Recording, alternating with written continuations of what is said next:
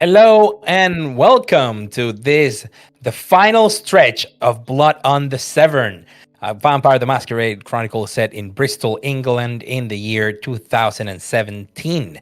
With me tonight, That's playing Nons as Optimus. Peter playing Janusz Kroll of Clan Jamitsa.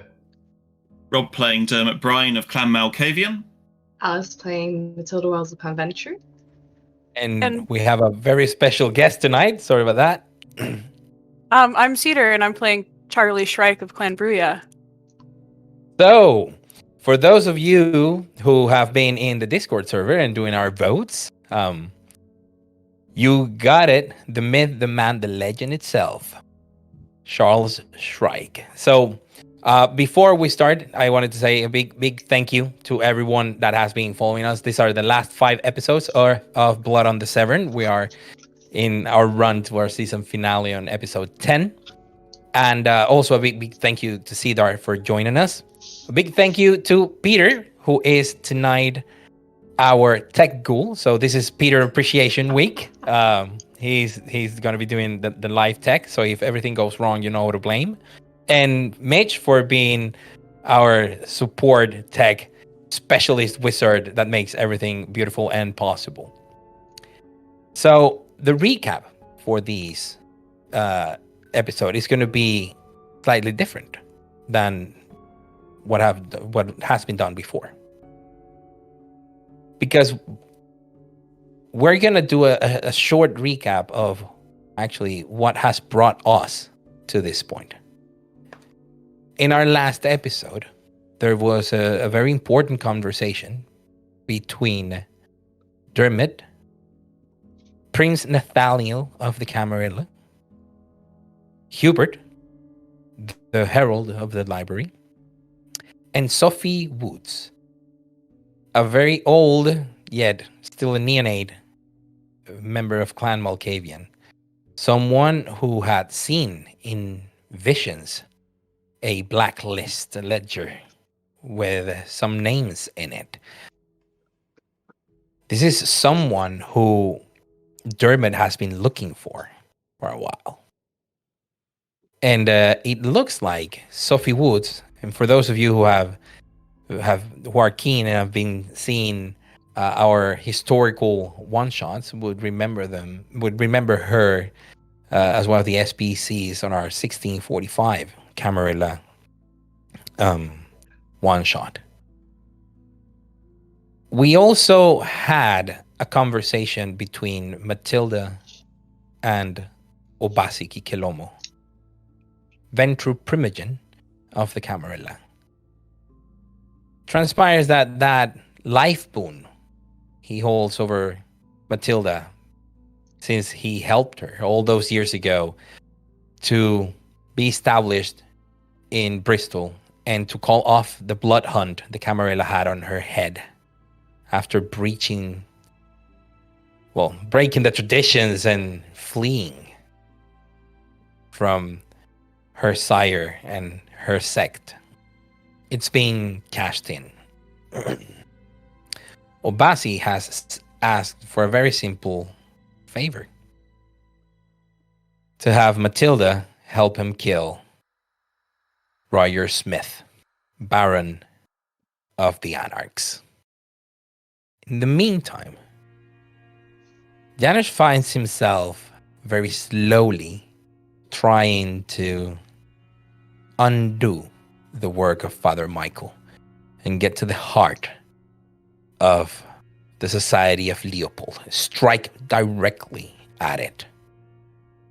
And he has set in motion certain actions to that effect.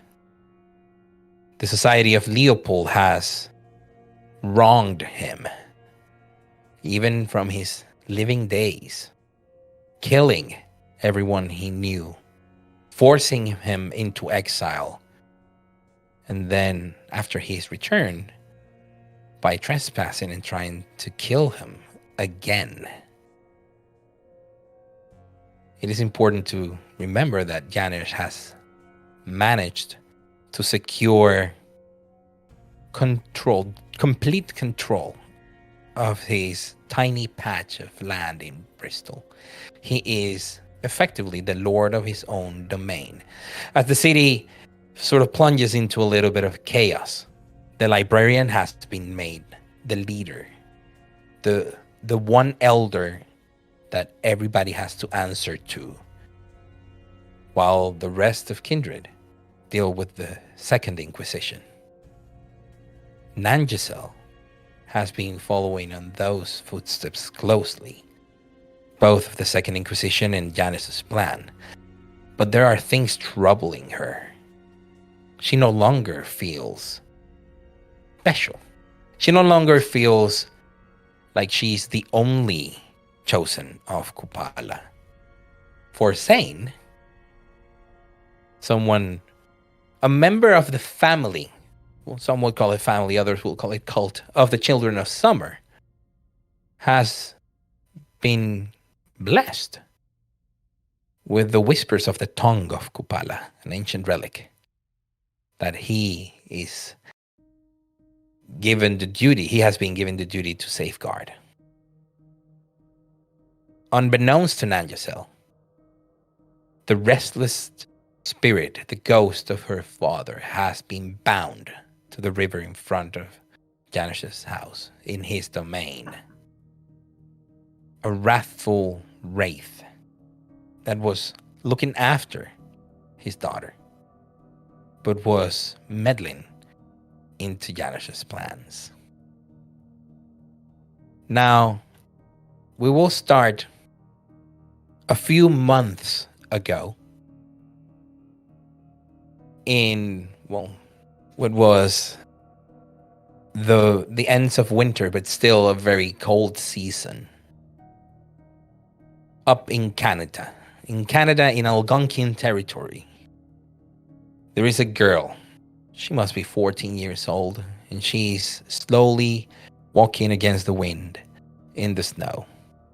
She's carrying a bag, and she's protected from the elements to the best of her ability, with a mix of modern gear and old skins, furs that will help her keep warm. She then sits for the final hours of daylight and waits, sat in a stone outside of a cabin. And the sun goes down. She approaches the cabin and knocks on the door. From within, Charles can hear. Charlie will finish the line that he's reading in Treasure Island that he has propped open, and then he'll stand and he'll go open the door very slowly and cautiously. You see her. It's Tamara. And she sees you with the same mixture of awe and fear that you've seen in her face a few times now. She's now the new messenger. Hello, Mr. Shrike. The chieftain sent this. She hands you over a couple of books and a letter in an envelope. You've gotten taller since last time. They must be feeding you well. Yes. I gave your advice to the chieftain, and he's made sure I'm well fed. Thank you. Good. And he'll take the books and the letter, and he'll put the books down on top of one of the stacks that hasn't quite reached the ceiling. And he'll take the letter and he'll kind of like pop it open with his thumb and glance at it, and then look at her and glance at it, and then look at her and close it. The contents of the letter, of course, she just steps back to give you your privacy, and the contents of the letter are troubling. The chieftain would not contact you, not outside of the cycle, if it weren't important. And in this case, it is. Because it's a message to tell you that Scott Roberts, your child, has died overseas in Bristol. Murdered, it seems. Could you please Okay. describe Charles Shrike to our audience? Okay.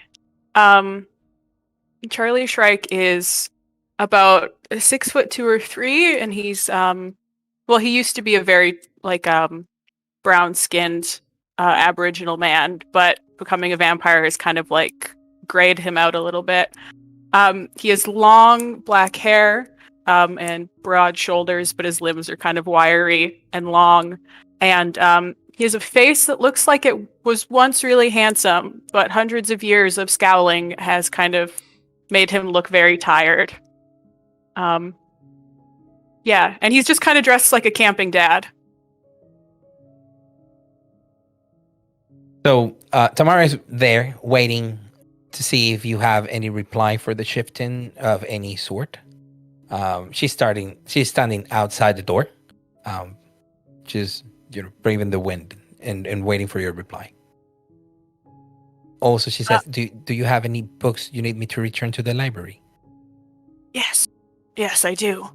And he'll go around the cabin and gather 6 or so hardcover books, and he'll put those into a satchel, as well as he'll gather maybe 3 or 4 smaller books to put into the satchel, and he'll put on his coat and his boots, and he'll step outside the door and close it behind him and say, Did you bring your vehicle?" The truck, yes. It's a day and a half trek away in the usual. Are you going to see the chieftain? Is it bad news? Very bad news. We will have to move faster than a day and a half. I think I should carry you. And before she utters a complete answer, Charles Reich, she's very light, especially for a kindred of your age and your strength, and you start making your way through the snow. I think he probably just fireman carries her and starts. Yeah.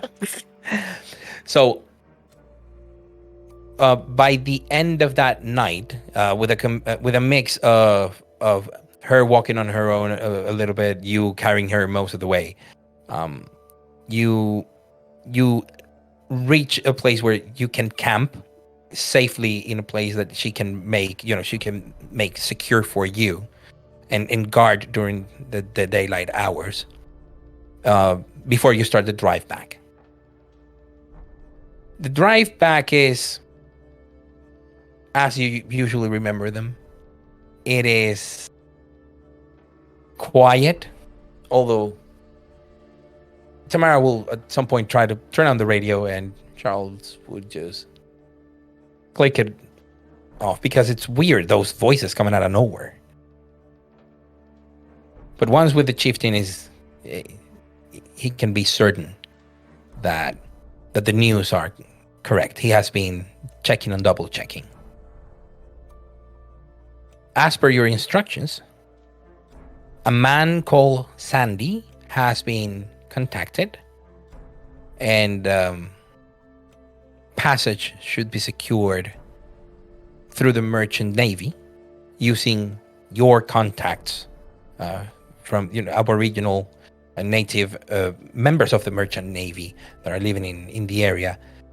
And Sandy will be the person in charge to pick you up. You have seen Sandy in the past. You have met him. He's one of the people who is in charge, well, or at least specializes in moving in and out of the people in and out of the city. I don't like how he smells. No, he's a member of the ministry, so he's always had that air about him that makes you feel slightly uncomfortable.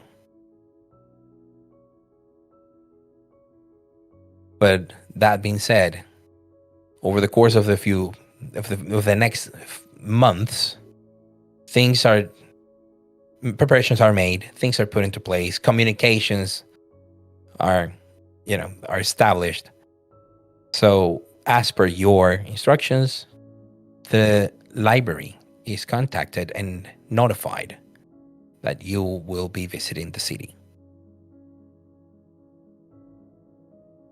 Meanwhile, back into the present, you are in that sort of basement, Matilda, with Obasi. And he has just asked you for a very simple favor. Okay. Right, I'll just look at him slightly shocked and not say anything for a few moments, and then say, "You want me to what?" You heard me, Matilda. Roger Smith murdered my sire with no fault. I mean, you would appreciate it. No due process was followed. He just murdered him out of rage. He must pay for his crime. Has that not already been settled? No. The Anarch faction has made sure that Roger is not trialed for the murder of Prince William Griggs. So what? You want me to get my Methuselah slaying sword out of my car? How do you expect me to do that? How do you expect me to kill Roger? I expect you to help me, Matilda. I know he's old. I wouldn't ask you to do it yourself. You are gonna help me. Me and others. We will go and we will get rid of him. The Society of Leopold gave us an inkling, an idea, insight into what it takes to take Roger down, even if it's temporarily. Was that your plan, to frame it on the society once you're done?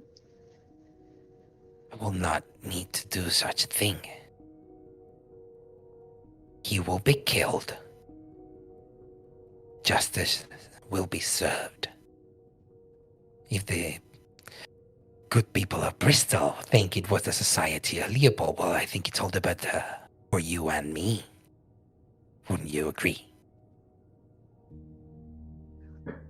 Do you understand what you're asking me to do? I left the Camarilla for the Anarchs.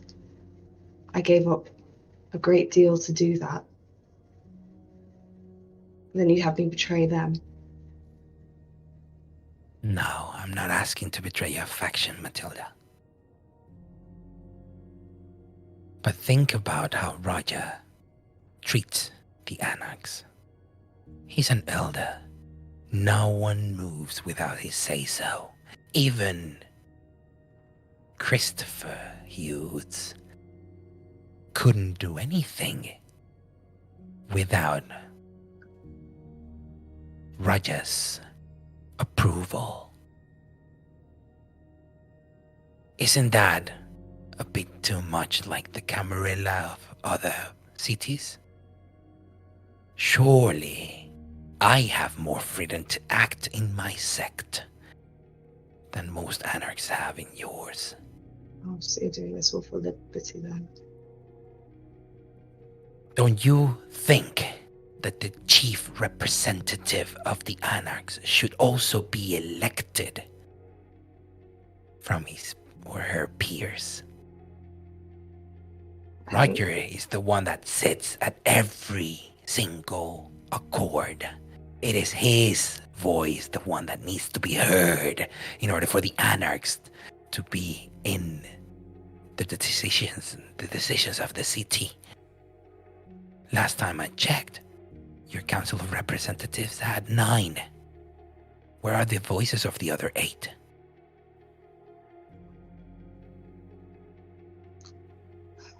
Whether it is true necessarily to the Anarch movement that Roger has as much power as he does is, you're right, it's not very clear cut.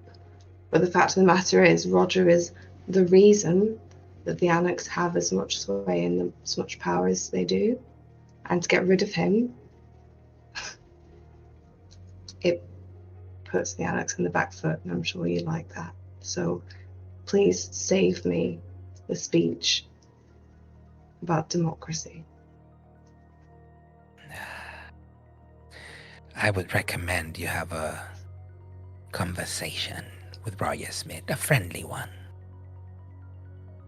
It will become apparent that the real reason the Anarchs have a foothold in this city is split into two. One, right now you have the numbers. The defection of the Bruya and the Gangrel hit us hard, and your rank soared with warriors. But also, it is Prince Nathaniel, the one who has been so involved in maintaining the peace that he has always been given the Anarchs. The benefits that should be to my sect. Prince Nathaniel sits at the heart of what is happening. He too will die, but I will not ask you to help me on that. So this is a coup. It's a change in the order of things, Matilda. Where will your place be at the end of the change? Whatever the Council of Primogens decides. Nathaniel was the one who used his madness and forced my sire into a frenzy in court. He has been behind all of this. He wanted William gone.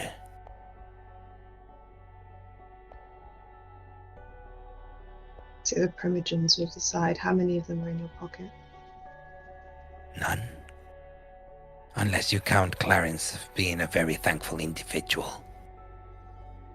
I don't have enough boons to pull a vote like that. But the alternatives will be either myself or Alexander Walker. Do you really want the Anarchs to deal with the Regent Tremere of the Camarilla? At least I backed you up during your election and your campaign. But there is one important point here, Matilda. I am not asking.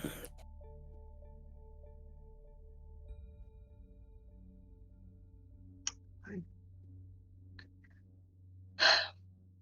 And what's your plan? You will help me identify when and where will he be as his most vulnerable. As a member of the Anarchs and a higher up, you would have access to most information that I cannot get a hold of. Then I will put a group together. You need to be aware that because of my faction, because my coterie are in the middle of an investigation, eyes are on us. Eyes are on me. Yeah, Ask yourself whether you really want me in this. I do. Matilda, I'm not gonna sugarcoat this. You are also my insurance. Because it's easier to say that you are a ventritrator of the Camarilla, which is a simple accusation to make, and one that a lot of people in your faction will readily believe. So should you fail in aiding me with this, you will be made my scapegoat. Should you refuse, Cassiel would be paying a visit to you and everyone you care for.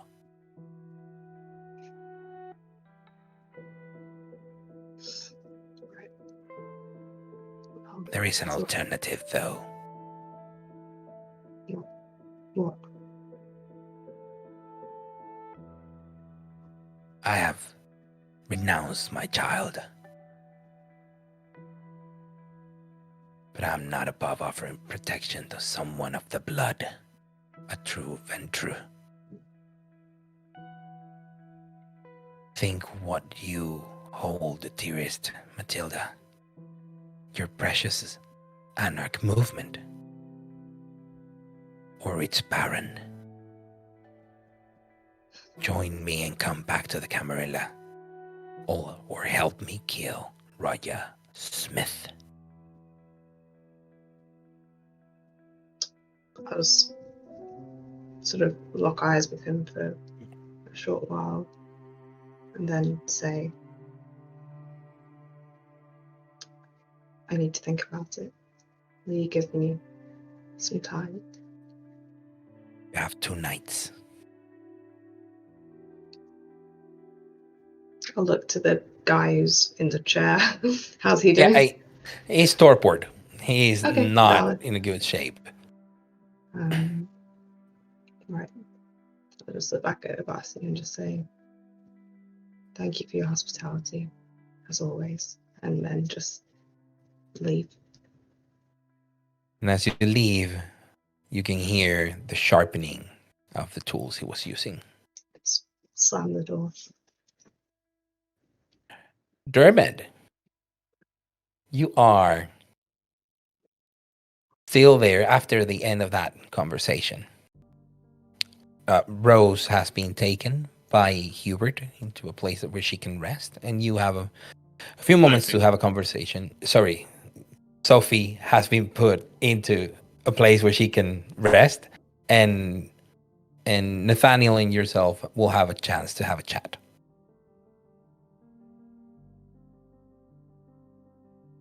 This is worrying. Dermot, very worrying. Yeah. Sounds like there's some history here. Yeah.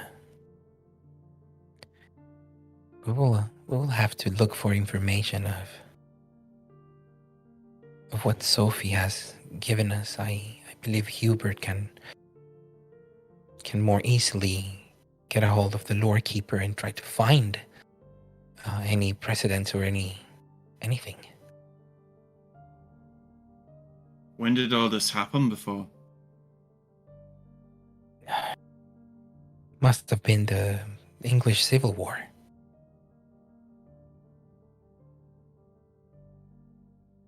I don't really take much for English history and all, but is that a while ago, right? 1600 and all the way to 47, if you count other skirmishes. But Sophie, I believe it was in the 1640s where she was put into torpor. That trial that she mentioned is that trial that I mentioned is from that time. I'd take round numbers. I'm not a stickler for details and all. 1 year is like another, really. But still 400 years ago. Some time to hold a grudge. It's worse if that person has been holding a grudge and remaining active all of these years. They're bound to grow in power, especially if they've been diablerizing elders, low generation, strongest of our blood. She's clearly no friend of our the Cam then. I wonder what is written in that ledger, the names. Because it seems that there are names from all factions.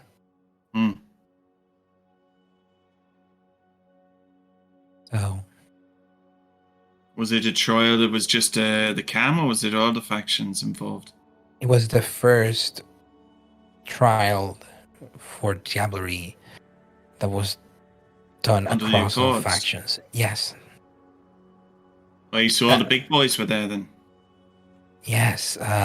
My predecessor, Prince William, was there. Roger Smith.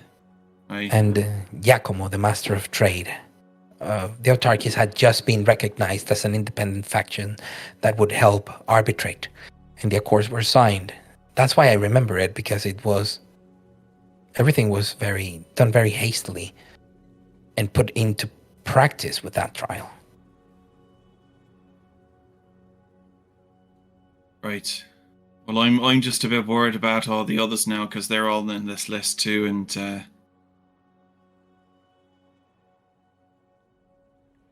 Yes, yeah, please. who knows who else? But I should probably at least let them know and all. I would appreciate that. Thank you. I will. I got a quick question about something else. I just Speak. these individuals who from the Anarchs who attacked and killed some of our friends and clanmates. Yes. What do you think will happen to them? It will depend on the circumstances. Sadly, for what I heard from Matilda, this man, Ragnar, was not apologetic. From what you said, she told you. Well, I hope you're able to deal with him directly. I already sent word to Roger, and Good. and it seems that I have been, according to given the accords, I have the right of destruction over him. For his was completely unjustified and premeditated. You think I the same know- would happen to any others? I know far less about the incident around the death of Oscar and Michaela. I believe if they died without provocation as well, or in a premeditated manner, a similar outcome is to be expected. Well, I hope that Ragnar gets the justice he deserves. I'd like to be there, but I don't think it's necessary really. So I have been given access to that area. I asked for permission to traverse that domain decades ago. But I'm not one for violence. I would not. I imagine I will ask the sheriff to deal with it. I'd rather have justice than vengeance. Yes, that's why I decided not to do it myself. And I want to find out about Oscar and Michaela's death, because they're muddied. No two accounts say the same. It seems that things got violent, but after a while there was tension, so it could have been that someone lost their temper or lost themselves to the beast. Yeah, I see. I thank you kindly. I'll if you need me, you know how to get a hold of me, but I best see to the others and let them know what's going on. Thank you, Dermot. I will keep Sophie with us for some nights. Let's see how she evolves. If she still believes this plague is still to come, which is, I mean, well, no one believed her back then, but things are different nowadays, isn't it? Aye. Maybe we can convince her to stay with us for a while longer. So should you need to question her, just let Hubert know. I'll maybe she'd appreciate some company sometime. I can introduce her to some of the more modern music and all. I'm sure she'd love that. One step at a time. I think she hasn't even encountered electric light. Yeah. I know there's a ways to go there, but has my ways. Anyway, see you later. Thank you very much, Dermot. Good night. Now, in another part of town, Nangisel and Janusz, you were at the headquarters. No, sorry, the Children of Summer's house. I don't know about Nanjazal, but Janusz was there because he'd seen the bloodthirsty Bruya friend for talk about revenge. Yes. That was the last scene that Janusz had. Yes. I can't remember where I was. What I remember is I was under the compulsion. Oh, Clan compulsion. yeah. Yes. But I can't remember if I was at the house or not. I think No. You were at the Malkavians, weren't you, briefly? Yes, Yeah. but not at this No. point. Yeah. No. You are. Did I go off to eat, You and that's actually. why I'm hungry? Sorry. Did I go off to eat, and that's why I've got the compulsion? Yes. No, you got I think you got the compulsion from hunting. So you are in the domain, but not in the house. So, Janusz, you had mentioned that you wanted to put into place the plan to slowly erode and take over. What Father Michael has been working and destroy it. Yeah, pretty much. Okay. So, what are your intentions to set things into motion? So, What would be the first step? I suppose one of the steps is he's been gradually watching who goes in and out of the church, trying to get a sense of who these people are. We know from some of the surveillance that's been done, obviously some of these people are proper Second Inquisition, like dangerous folk, and other people are just people who go to church. So I suppose the weaker, more vulnerable ones, Janusz will be starting to look for opportunities in the future to begin to gradually try and indoctrinate them into a different faith on the sort of gentle down low. There is another part of his plan that he'll be wanting to do with the coterie, but I guess that I'll do that as I get the shot to do it. Okay, cool. So anything you had planned for the evening? Yeah, he's gonna call Evelina. Okay. She shows up. She's been a lot more diligent. She's been a lot more responsible, much more involved. And you realize that it's her and Zane working side by side, doing a lot of stuff together. They are on top of everything. Okay. Right now. Ah, Evelina. Yeah. Yes, Janusz? You have been doing us all proud of late. Don't think I haven't noticed. Thanks. Despite your busyness, there is something else I would ask of you. Anything? I need you to find someone for me this evening. Someone to spend a little time away from the others. Someone who is vibrant. Someone who is feeling strong and vigorous. Scratch had just finished thatching the roof with William. Maybe him? Yes, Scratch. Bring Scratch. I will be in my rooms. I'll send for him. Yes, Thank right you. away. She goes.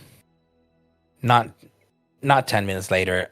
There's a rasping knock on the door. Mm-hmm. Oh, And come in. Mr. Janesh, hi. And you see him sort of scratching his chest. Evelina said you sent for me? Yes, come in, Scratch. I hear you have been hard at work lately. You must take the weight off your feet. Sit down. Get yourself comfortable. Thank you. And he basically plummets, like just falls into the chair. You see him. He's very, very wiry, very thin, but he has a lot more color to him. Like he's being fed properly. He's been eating very well. He's been working. After his last rehab, visited at the rehab center, he has not relapsed. And even if it's been even if he tried to fake it, with the amount of exertion that he has been doing, like constant work and everything, it would have shown. So he doesn't seem to have fallen off the wagon. Scratch, this work you have been doing seems to be sitting well with you. You seem in good spirits. Yes. Also, I've been lucky that I have been doing this with the doc. I mean, Dr. William is such a lovely guy, and he helps me lots. He helps me, and he explains to me what happened with the cravings and why my body wanted them, even if my mind didn't. And he's very smart. He's a good egg. Yes, he is a clever man, and it is important to manage your cravings, Scratch. It's important to be in control of them and not let them dominate you, I think, is a wise lesson. Now, you understand, of course, that you have been working on the roof. Do you understand there is something beyond the material that you are working on? You understand it is not simply fixing a leak above our heads. Grace said something like that. She said that everybody, when people refer to having a home, people talk about having a roof over your head. It is that important. So in some way, I am making the house better, like the place where we all, that I like calling home. I don't know if I got it right. I mean, Grace, you know how she can get a little talkative sometimes. Yeah, I do know. Yes. Well, you, of course, have experienced the work, and you understand, as you have said, this is about completing the home, making it safe for us all to rest here. But I want you to close your eyes, and I want you to remember what it felt like as you were putting those last tiles back into place. What it was like, not just the feel of the tile in your hand or the tools in your hands. Of course there is that, and there are the calluses, and there is the sweat from the work. I want you to think about what it felt like inside. How did you feel about yourself? You were doing this work. So Janesh will be gradually creeping closer to him as this is going on. He closes his eyes, and then he starts saying how he felt a sense of achievement and how he felt better. And then he stops talking, as I imagine Janesh. So the last thing Janesh will say is something like, yes, hold that moment. Hold it in your mind. Yes, that's good. And then he'll feed on him. How much are you slaking? How much? I'm slaking 2 from scratch. He can take it. Ooh, he can. He's healthy now. And I'm going to take my sweet time and enjoy myself in the comfort of my own home. That is great. And you will end up with a choleric resonance. That is the one that you were looking for. It was. I was looking for something a bit peppy because I want to go out and do peppy things later or the next night. You're gonna be pumped. You're gonna have a choleric resonance until you feed again or you reach hunger 5.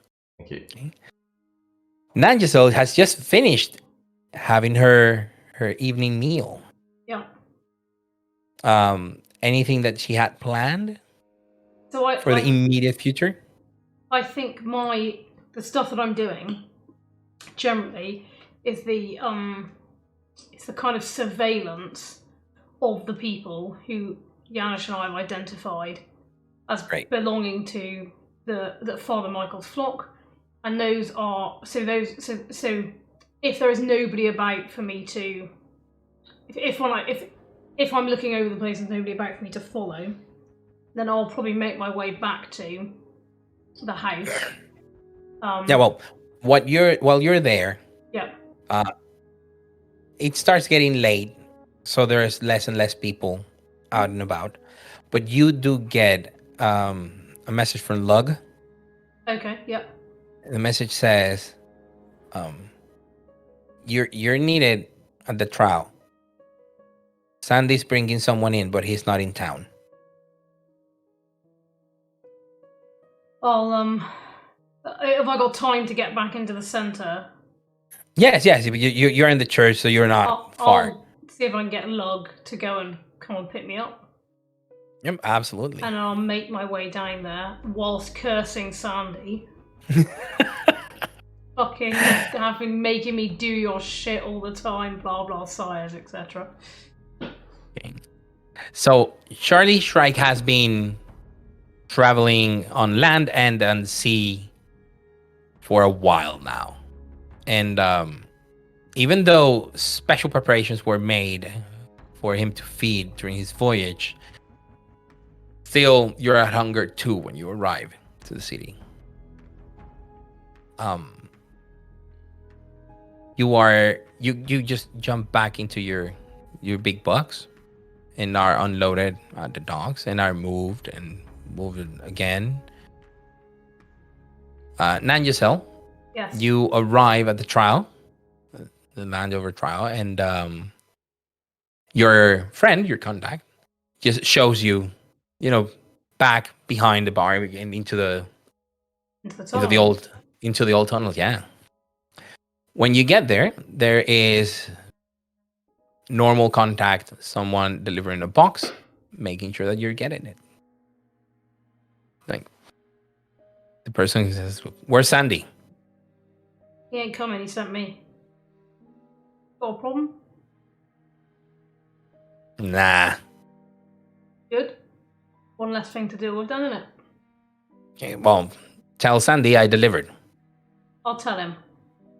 No, tell him now. I cannot leave that box until you tell him now. All right. I'll take my phone out and I'll send Sandy a message that says I'm here and I've got the delivery. I'll take a picture of the bloke standing next to the box and text it to Sandy. Like, whoa, what are you doing? The basic stuff. Yes. It's like, delete that. And when he's in that conversation, his phone pings. He goes like, delete that shit. I'll got my, it. like, he gets the ping from Sandy. He's like, yeah, confirmed. I'll get my payment. You heard that exchange, Charlie. The box is a crate.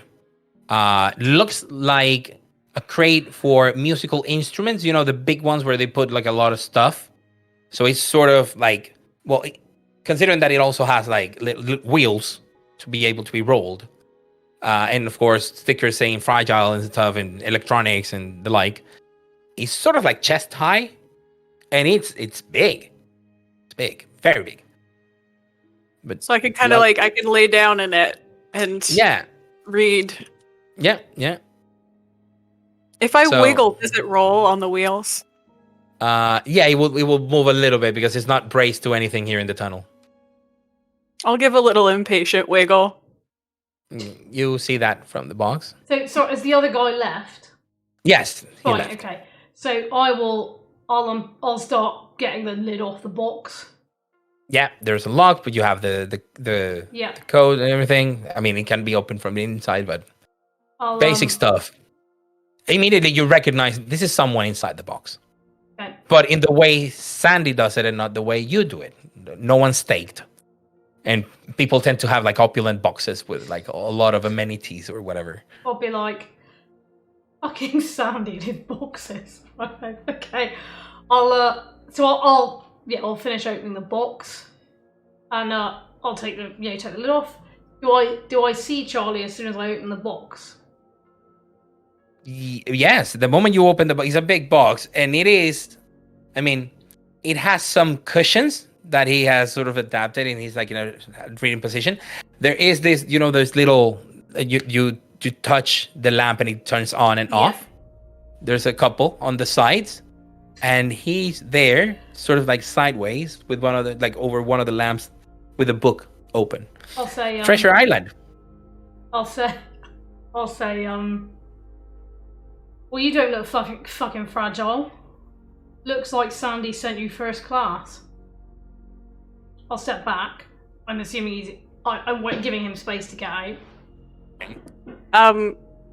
Charlie will finish whatever line he's reading, and then he'll put his little bookmark in, which is a library card, and he'll close it. And then he'll kind of unpeel himself from the side of the box and sit up. And he'll look at you. What? Do you need a hand out of the box? No, I'm fine.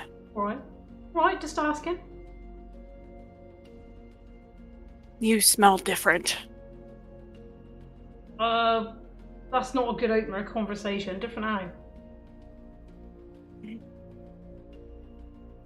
You smell like your sire, but well, mate, don't say that. Oh. I don't want to smell like Sandy. Well, I'm sorry to inform you that you do, but not as musty. Well, I'll take that as a win then, won't I? Sandy ain't here. He sent me to come meet you. I'll say, but I gotta say, it was a last minute thing. I don't know who you are or where you're about. Feel like I got to ask. The library expecting you? If they're not, my price is going up. Yes, they are expecting me. Right, right. Who's the current postmaster of Bristol? What? Who takes care of the kindred mail? What? Royal Mail? I mean, but Nigel would know that Hubert sends postcards and moves like that. Oh, okay, it's up fine. to you if you want to do that. It's like the Herald then, I think. That's Hubert. Who probably you've got to see. But I can take you to him. But I'd better warn you about him because he's a bit of a weirdo. He'll probably ask a load of questions. Probably a load of them won't make any sense to you. And yeah. Sort of a strange experience. Do you need to go see him? Yes, that would be preferable. Are you hungry? Yes, very. Right. Do you need to wait here while I go get you some? Or do you need to go... I mean, it's probably not best you go straight to see you, but if you're hungry, is it? I think it's probably best that I do not feed in your domain. Ah, well, I can sort of help you with that, because you can feed where we lives, because we got our own domain. But it's far away from where Hubert is. There is going to be a very large mess and a lot of attention. Why? You plan on murdering people? Yes. Oh. Looks like you and I might get on.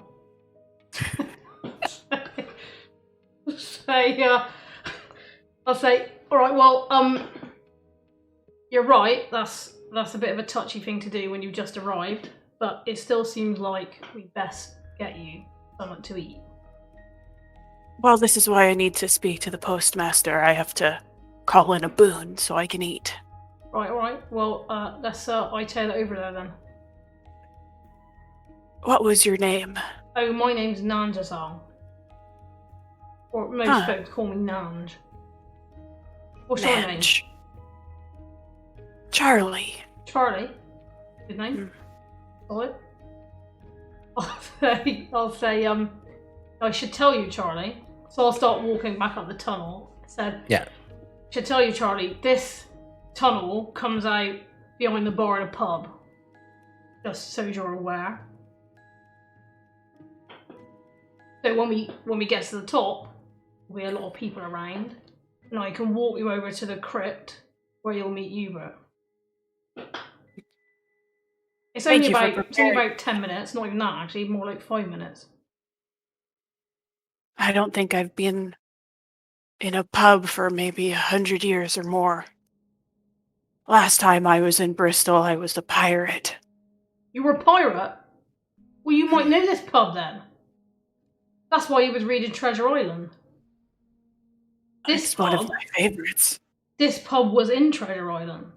Right at the beginning of the story, this is the pub. What the bloke's in, right at the outset, the kiddie. What a delightful turn of events. Well, it seems like it's your neck of the woods, right? You used to be a pirate. This is a pirate pub. I mean, it's not a pirate pub anymore, but it was back in the day. Then what kind of pub is it now? Some people say it's a Premier Inn. That's what...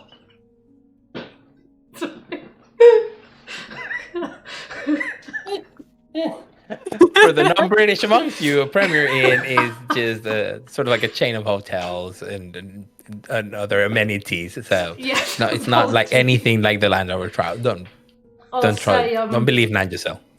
I'll say, but there's many fewer pirates hanging around than what there used to be. Is Teach still here? Yeah, Teach is still here. He's a solid bloke. I was on one of his ships. Right, well, wait. Which one of his ships? Because Teacher's got some weird shit going on his ships. If I remember correctly, the Queen Anne's Revenge. Oh, so is that the ship I was on? Nope. Okay, fine. Good to know. I'll say, oh right, well, wait. Did he used to drag people along by chains in the water on that ship too? You mean keel hauling? I'm not a pirate, so if that's what they call it, then yeah. It's when you tie a rope to a man's ankles and his hands, and yeah. drag them under the ship like you're flossing teeth. Yeah, I remember. Teach's got a bit of a thing for that. It's very funny. You can see how many times a man could survive that. Mortal men.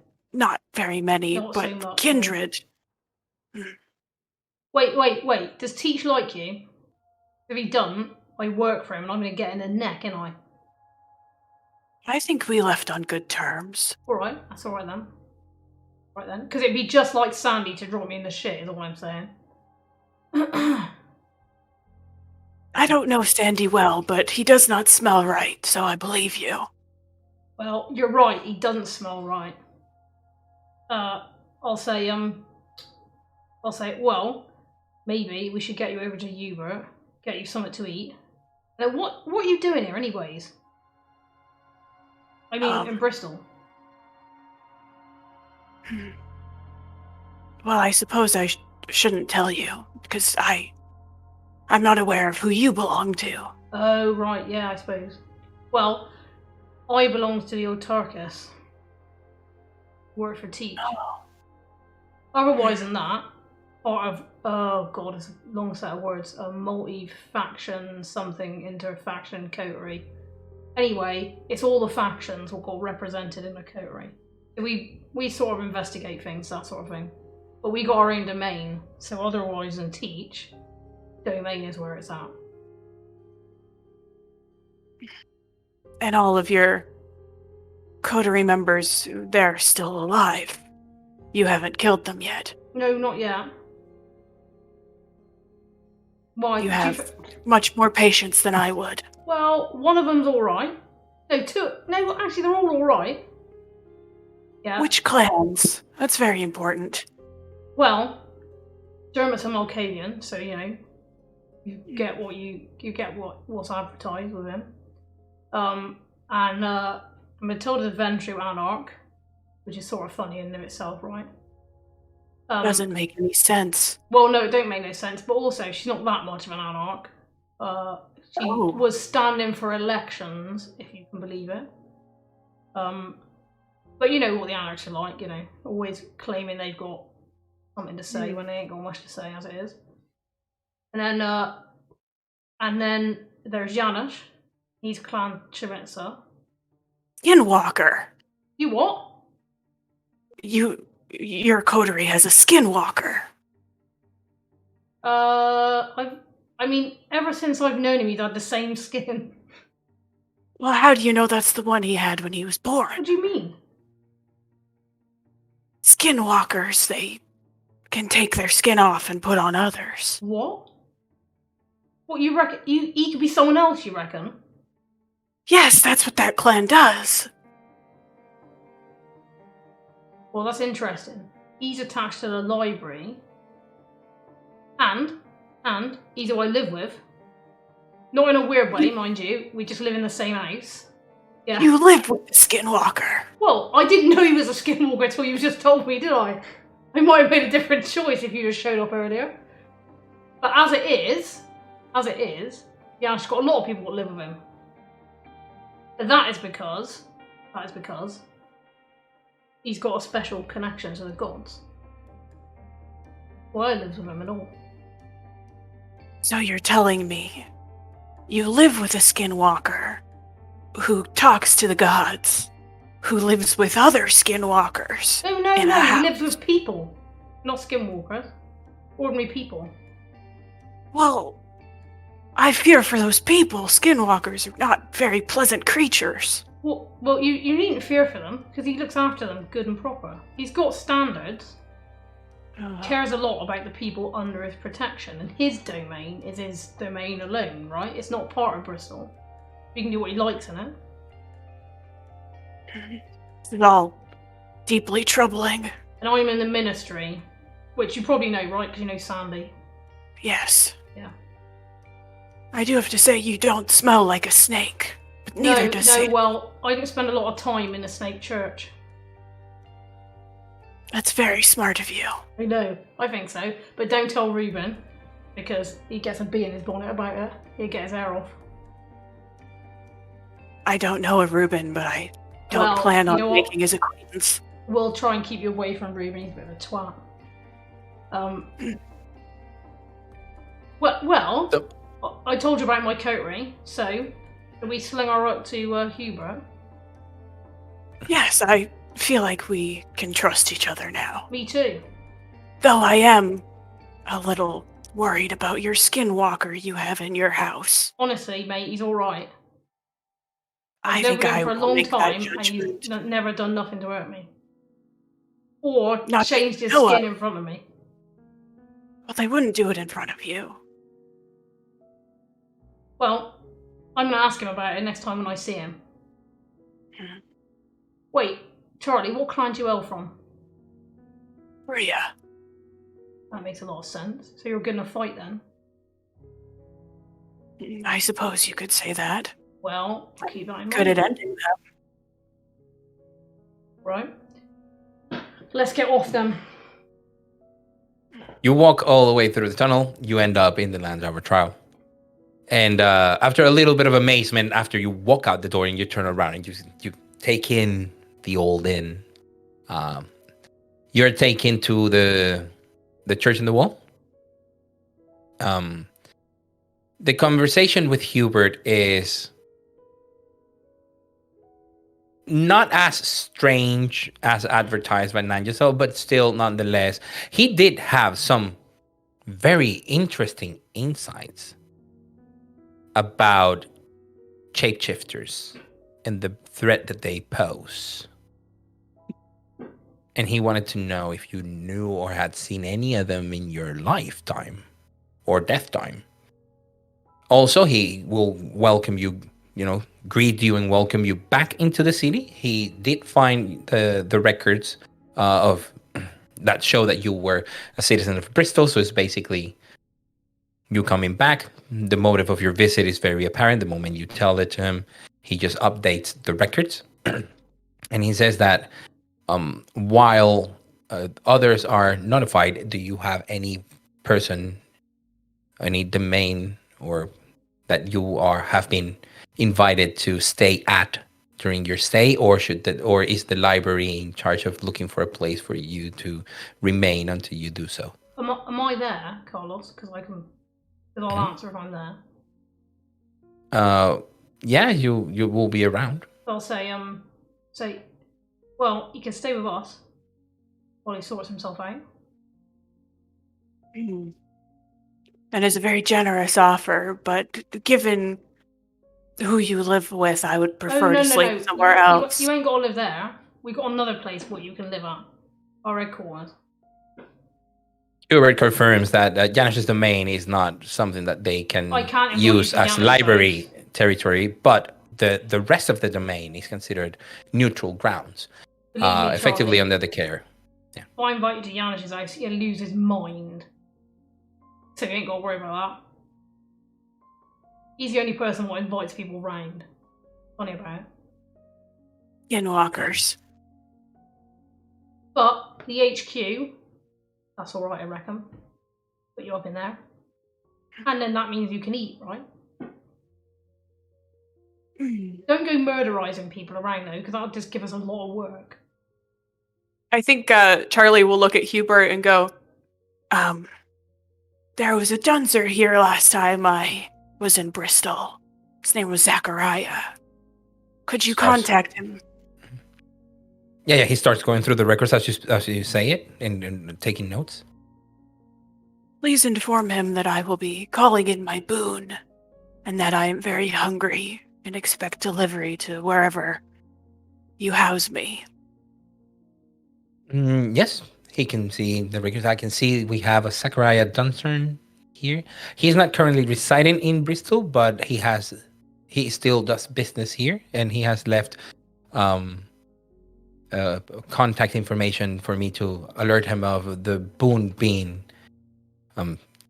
cashed in. And he, of course, Hubert does the check of the boons that have been in and out. You confirm that the boon Sandy owed you has been paid. So he updates his records accordingly. And then you are free to go. Cool. So I would assume... Sorry? We'll go back to the HQ then, I guess. Yes. So, okay. Yes. I'll say, as we're travelling, or as we're leaving, because I'm assuming that I'll get Lug to drive us. Yeah. And I'll say, I need to just get hold of Dermot and the other people so they know you're coming. So I'm just going to sling them a text. That's all right with you? Sure. And when you're texting, Charlie will be watching you in confused shock and awe. I'll send the message to everyone but Janusz. And actually, Charlie has a look similar to the look Janusz used to give you when you were like, "Oh, I just talked to them," and you are with your phone in your hands, and he would look at what you're doing, not quite understanding. I'll say, "Don't worry." It's just more strange. Way to chat to them so they know what we're coming. Okay. So I would assume, Matilda just went back to HQ after her conversation, lovely conversation with Obasi, and Dermot, I would assume also would have gone back to the HQ after the Malkavian sort of little conclave that you had. Yeah, I'm due to pick up some boxes at some point. Oh yeah. Yeah, that I shipped out, or rather, accidentally shipped to Dermot. Give me boxes. Yeah, you can pick them up at the end of the evening, so it's not going to be a massive issue. My intention would be to go myself or get Log to go and tell Janusz that it happened after we've got back. Okay, sure thing.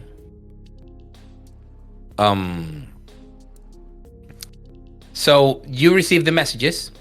Janusz is the last one to get the message because it's a verbal message from Lug after he has dropped Charlie and Nanjasel. But he offers to drive you to the HQ, which would be a lot shorter than a walk. Yeah, Janusz will take him up on the offer. Okay. So I would assume the first person to show up in the HQ would have been Dermot,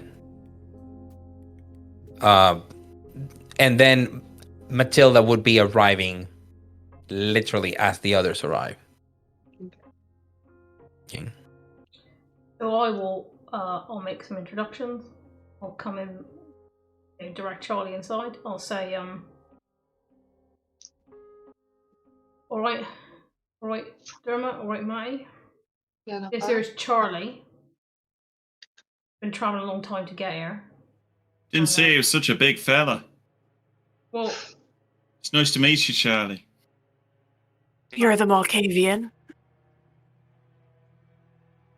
Don't I see told him no all others about here. you all. Never met a Malkavian before. But never.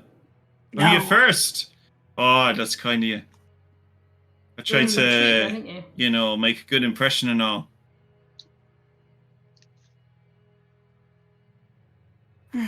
He sniffs you, or at least the air around you.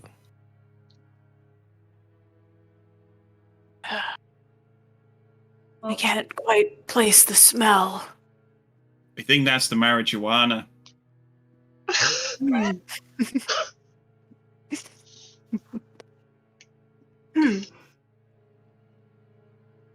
It makes sense. Some of the colonizers I've met before, they always were fond of the peace pipe. You, where you from? If you don't mind me asking. Algonquin territory outside Lake Erie in Canada. That's All right. a long trip. Yes, I was in a box for several months. See, told you. It's how the Nange. best people travel. Yeah, Angela loves boxes. Hey, Great take it easy, connoisseur. right? Yeah. Well, And you're welcome here, Charlie. You must be the backwards Ventru. Yeah, I've never heard that one before, but yes. I Charlie's don't know been whether around a to bit. commend you or question you. Could do both. Being an Anarch is a very hard road to walk. Yeah, it is. Are you? I mean, do you have a faction? Yes. I suppose a long time ago I was an Anarch. Oh. I'm sure the funny men in the church will tell you I'm an Anarch now as well. There's a funny man in the church. All the men in the church are funny. Yes, he Oh, He right. made the noises and the screen lit up. And he talked to me about skinwalkers. Oh, she means sorry, he means Hubert.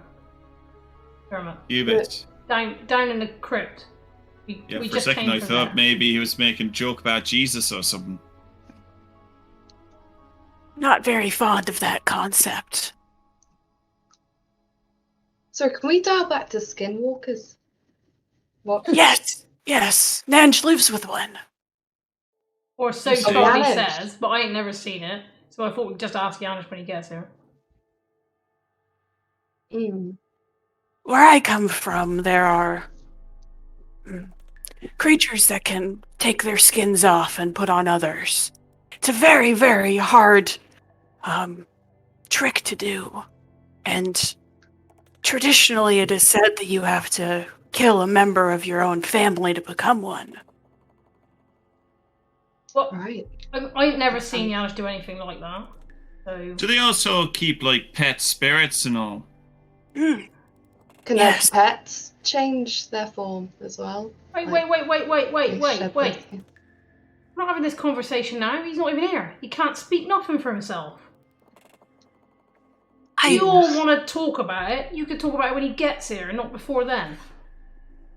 And as if he had been summoned, Janis shows up from the door. Pile of skin. Janis walks with a walking stick, right? Yes. With a Okay, cane, cool. yeah, he has a limp. Charlie will clock him and then look back to the group and say, some skinwalkers, when they are in a different form than the one they were born in, will have 3 legs instead of 4. It's to prove that they are not in their most honest form. And there's proof. He is a skinwalker. Yeah, this is Charlie. He reckons you're a skinwalker, but I don't even know what I mean. Janusz would have heard the term used by... Oh, yeah, you know. Okay. So it is, I suppose, a little bit similar to the way you might be referred to as a snake by those without manners. Oh. Right. I think we're all just getting to know one another. There's no need to, like, you know... I think we're just... I'm sure he means no offense to Charlie. Honesty, this is the first time I've talked to my own kind in about 100 years, so forgive me if I am not fully aware of all of the etiquette. I understand you are a guest here. Is that correct? Nangizel's guest. Well, Hubert said Charlie's a citizen of Britain. So sort of and sort of not. I don't quite know how that works. But it is the case that Sandy organised for Charlie to come in here. Then he had me go down and meet with Charlie. And then Charlie didn't have nowhere to stay. Or not nowhere sensible. So I said he could stay here at the HQ while he sorted himself out. That is most generous of you. But he seems like a top bloke. And Charlie, he understands the need to travel in boxes. when was the last time you were in Bristol? If you're a citizen. Well, the first time I was here, I was a slave. And then the second time I was here, I was a pirate. So it's been a very long time. He's mates with Teach. Ah. And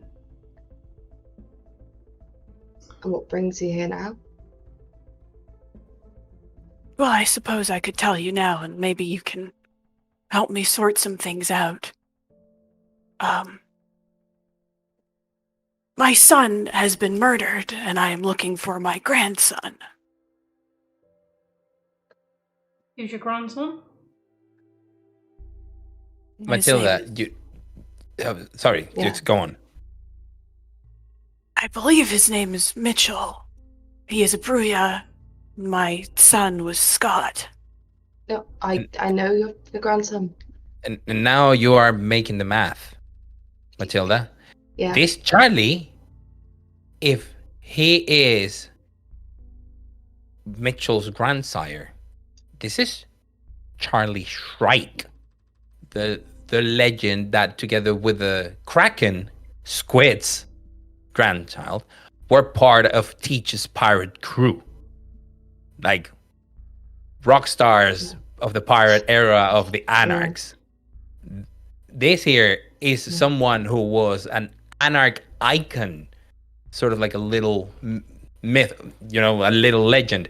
Of course, now you realize that it's kind of an old Bruya that really is not super into the Anarch. It probably was a lot into the pirate. But yes, this is Charlie Shrike. So I'm going to slowly limp my way up to Charlie. And unless, Charlie does something like rip my arm off or anything, I'm going to put my hand on Charlie's arm and say, I am sorry for your loss. It is a difficult thing to lose family. Well, release him in. I come from the tradition that your sons and daughters are direct parts of you. And losing one of them is like losing a limb. But that also means I'm here to make things right. Because someone has made a direct threat against me and my kind. And I will not stand for that. Right. Well, your grandson was, Mitchell was torn up about Scott's death. He was distraught. And I don't know where he is right now, but I'm sure he'd love to see you. Yes, that would be good. You said that, one of my dear friends was a Nosferatu named Kraken. Does he have any children in the city? He does. His child's not in a good way. There was Grandchild. an attack. So, Roger. Are you still got Roger? No, Squid. Squid Grandchild. is Kraken's grandchild. Sorry, grandchild. Not Yeah. the child. Sorry, yeah. Kraken's grandchild. He's. I can tell you where he is, but he was damaged quite badly. He's in torpor at the moment. Was he a victim of the attacks on the vote that you had? Nice. No, he was it was Annie. It were Annie. Annie? Wasn't it? Right, yeah. It was a fire. Fire. It's a good point, actually. I should probably update you guys on some stuff regarding that, by the ways. There's some good news and there's some bad news. But I don't want to interrupt, obviously, Charlie and the whole situation there. Seems to me like it's linked up though, right? Because Annie's responsible for what's happened to Squid. That means Charlie might want in on sorting Annie out, right? And also I know, her but child. this is business that obviously we as a coterie are looking at and all. If I'm imposing, I can go.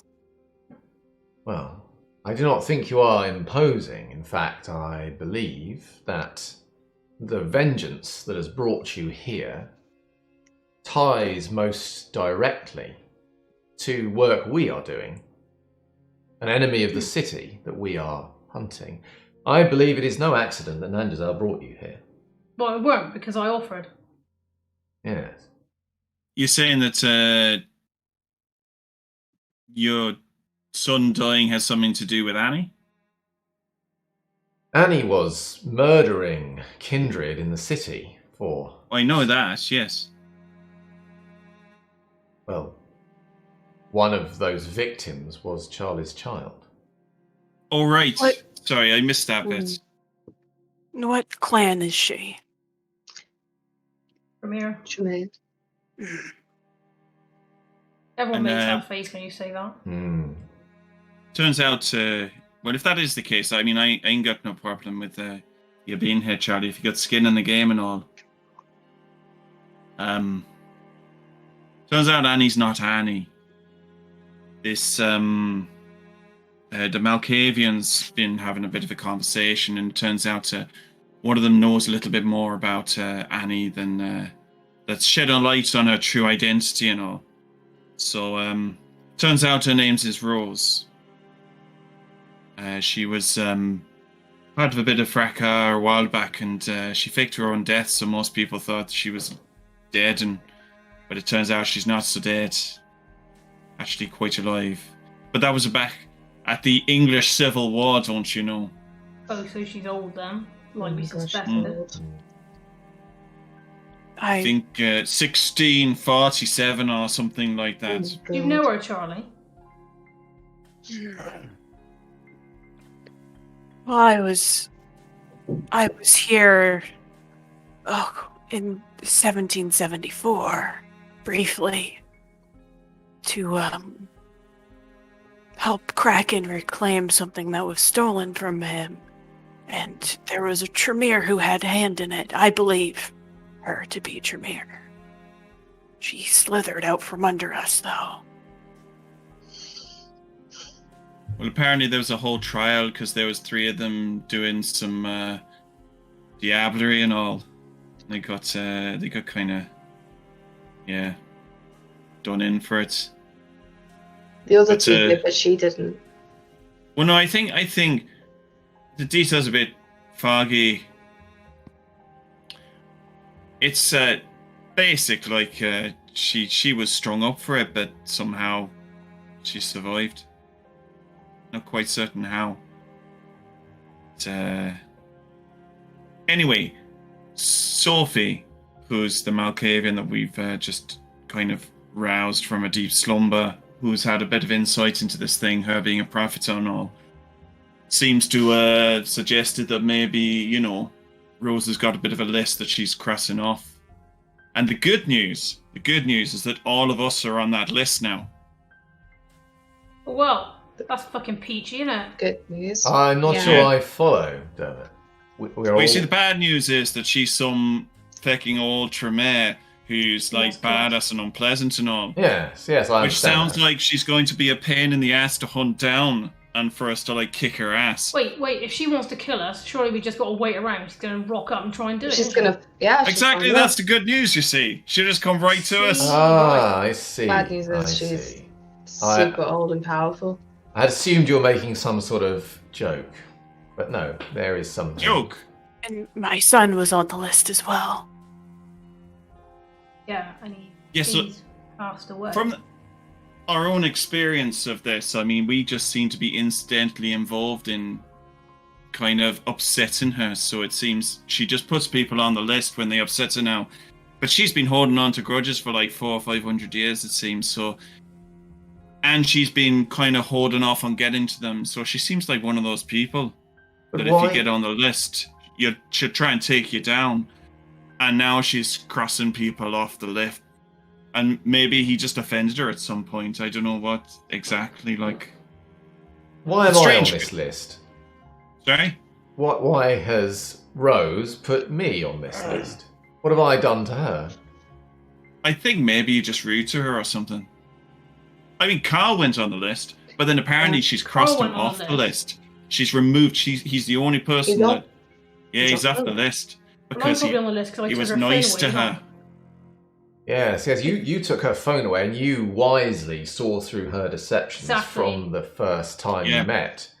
Yeah, I swear, Nanj, you were on the list and then underlined a couple of times. Well, that's I something. think isn't she's it? gone in for you. Well, she should be. Hmm. It was, But it I seems swear to there me- was like maybe there was like a box around your name too. Mm. That means she's going to come for me first, then. Well, it seems this is an opportune time for us to try and deal with her, given that we have been offered assistance by other kindred in the city, and Charlie is here seeking revenge. Oh, wait, Surely this is Abasi a was- time to get that And I- revenge. In all honesty, I would have preferred not to be back in Bristol under any circumstances, for I am very old, and all of this is very tiring for me. Hmm. But it seems that there has been some fate that has shined upon us, because I am also very old and very strong. Hmm. If you want to, I'll take you out on the town and show you a good time. Maybe it'll perk you up a bit. Mate, maybe you Please can help us don't. tear her arms off. Nanj walked me through a pub earlier, and it was very concerning. Hmm. I know, just people sat around drinking all the time. It's quite boring. Yeah, you want to come it to a was. club? Much No. more exciting. Dermot's No. No, music maybe- is pretty good. No? The noise alone. I do not even really like vehicles. That's why I came here in a box. It was quieter. I could read. Do we have some way to draw her out or find her? Well, put out the word that Charlie Shrike is in town looking to see who murdered his son. Was Charlie on the list? Must admit, it didn't cross my mind. Because I. You am don't not know a what you don't know prophet. the content. You don't know the content of the list. You would need to contact Sophie, or ask for Hubert or I can have a check if you're really concerned about Nathaniel it. to Charlie. write Well, down whatever she tells you of if the Charlie's list, on the whatever she list- tells them. If Troy's on the list, we can use him to draw her out, right? Because she So I'm ain't going to thinking get a she's lot going of for, like- opportunities. Yeah, she goes for Doing the big guns and the elders and stuff before she goes for like. So we could be waiting for decades before she comes for us. If She does seem quite measured.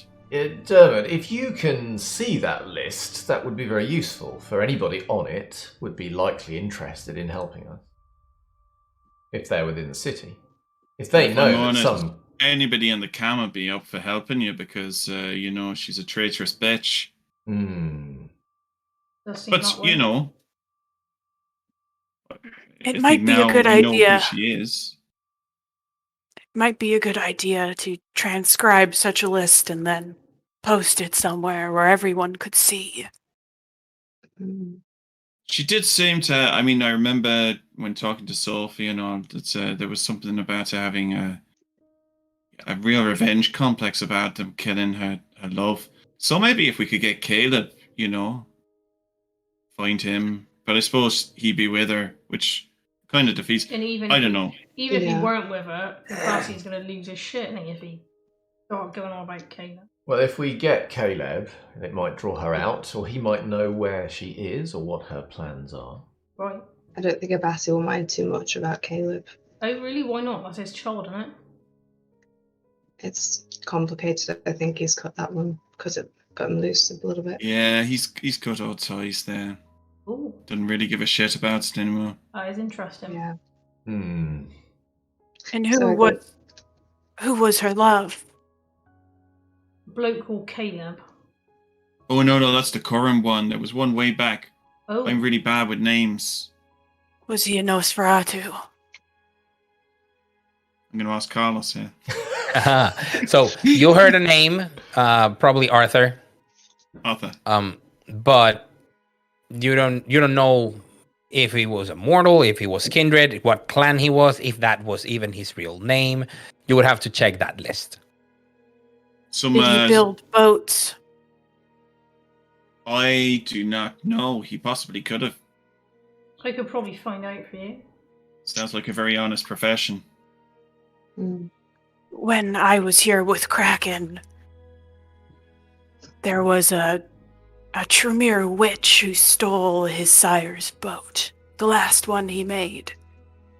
And she claimed to love him. But that was his downfall, I suppose. And that is when she slithered out from under us and escaped. We managed to get the boat. If that's her, that's where she is then, on the boat. Gotta be. No, the Midnight Rose is on the bottom of the ocean. Well, she could still be there, right? She's dead. I'd be very surprised if she managed to stay on the boat that long while we were sailing it.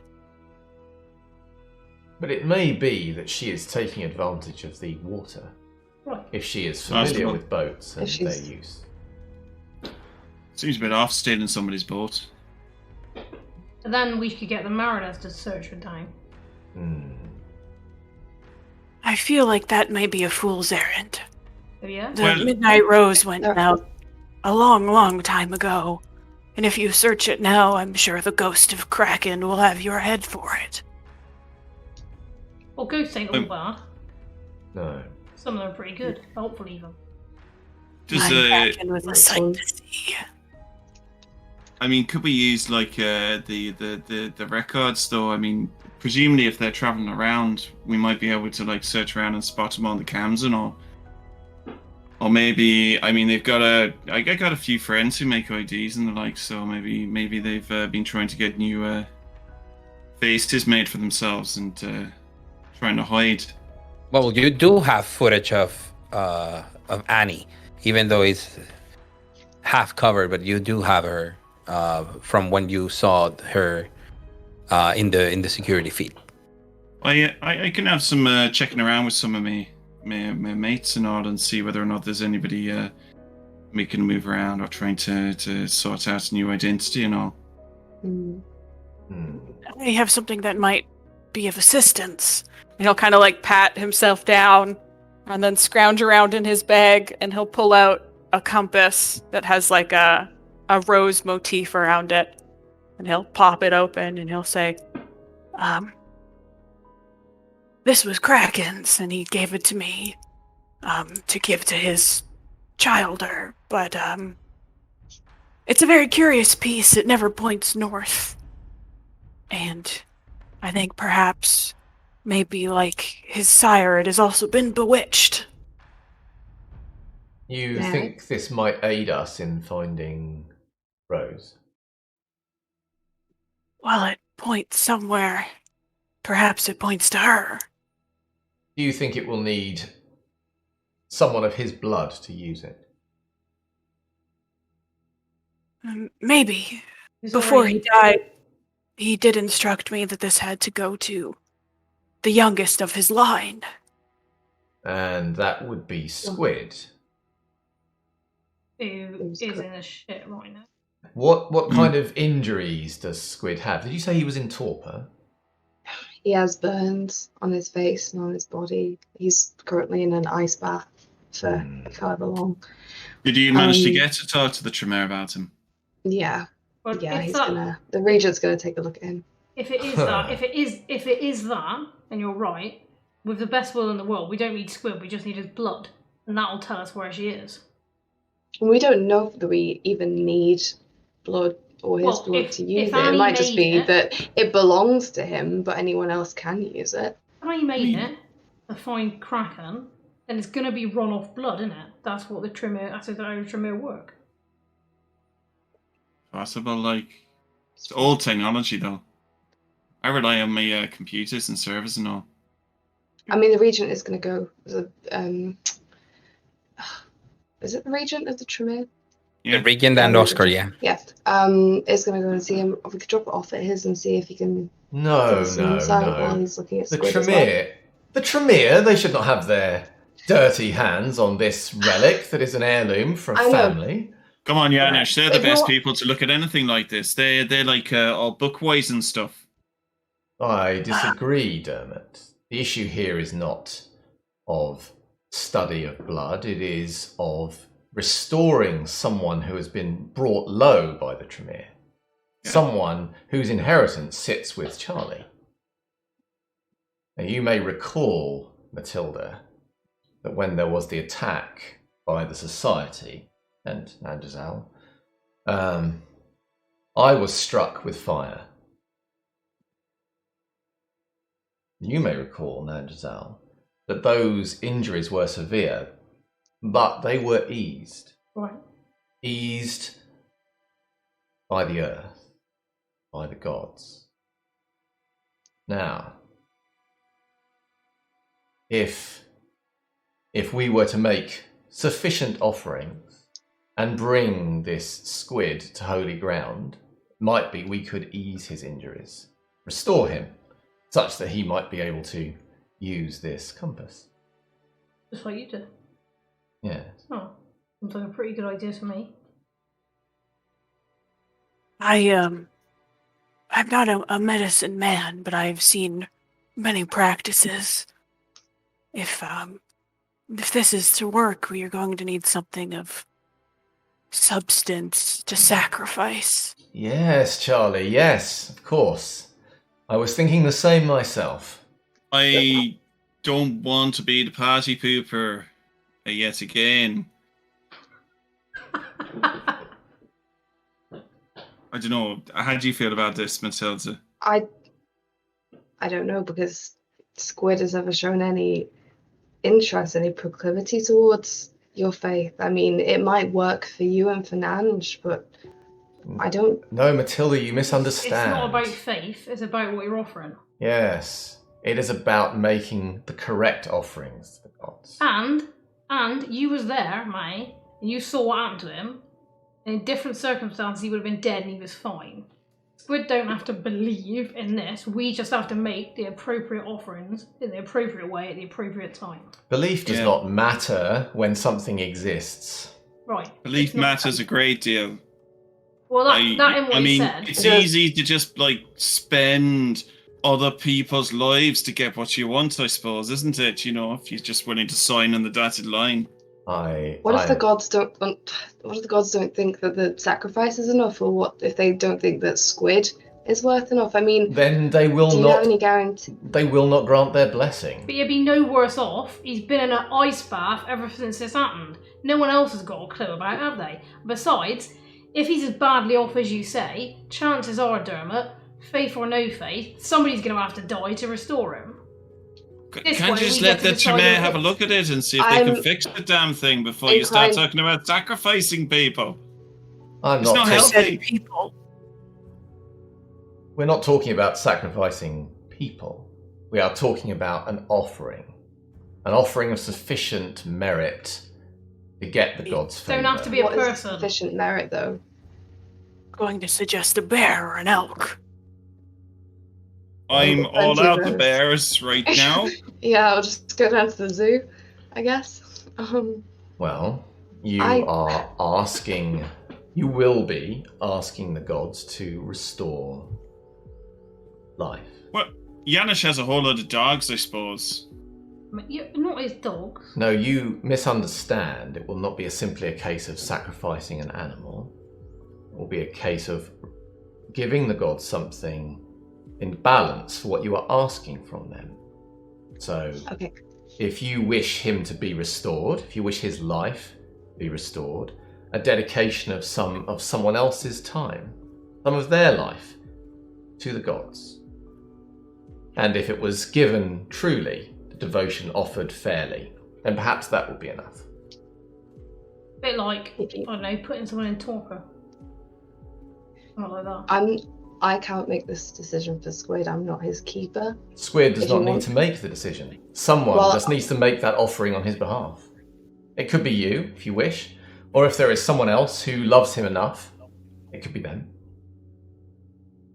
It could be anyone, providing they are willing. Yeah. Maybe one of us could do it. I have already given my life. But I could do it. No. No.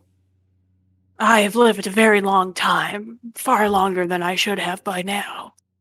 And I am the closest to Squid and his lineage. The Kraken was a great friend of mine.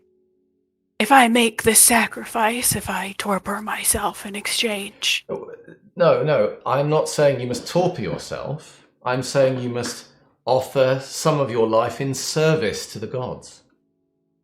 Give them some of your life, such that they might restore some of his. It's like community service, I think is what he's saying.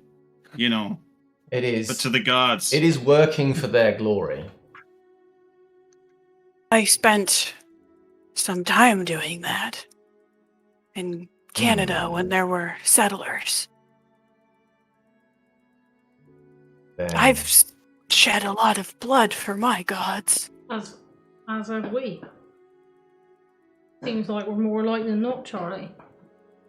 I think the gods will listen to you, Charlie. For as you say, you already speak their language. Though it is different gods, there are many old gods. And you will be recognized, I'm sure. Okay, before we put any of this in motion, though, Squid has a partner. Squid has Audrey. We need to tell them. Why? We can't just... You ain't got to be because here. we can't just abduct...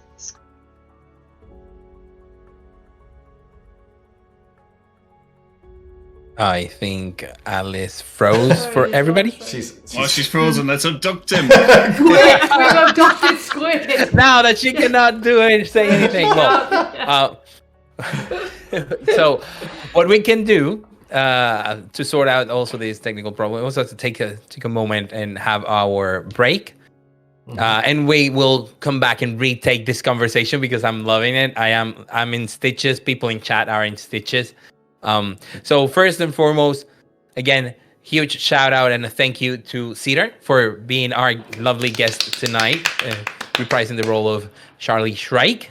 Sorely missed. People in chat are also loving all the hearkening from previous sessions. Someone is very happy that the name of Zachariah Dunson was mentioned. I'm not gonna say who they are, but I mean, not a lot of people would be super happy of Zachariah being around. Again, I will remind all of our viewers and listeners that today is Peter Appreciation Week as our designated tech pool for the end of the Chronicle. So thank you very much. Huge shout outs to Mitch and Phil. Phil wielding his sword, moderator sword, in the chat. Anyone has any shout outs? Yeah, I've yes, got Matilda? One. Yes, Alice? So I want to give a shout out and say a big thank you to Peter Taylor, who is our newest supporter on Patreon. So thank you very much for your support. I hope you're enjoying the show. Alice, do you have any shout outs to maybe your internet service provider or something like that? Sorry. You were frozen there for a while in a very passionate, like, like in the Yeah. middle of a sentence, so it was good. We're gonna People. we're gonna retake it that conversation where we left it. It is a 8:45, so we're gonna have a 15-minute break, and then we will be back at 9 p.m. UK time with more Blood on the Severn, episode 5 of season 3. We have 4.5 episodes left, everybody. It's going down. So see you in 15 minutes. Cheers. Bye.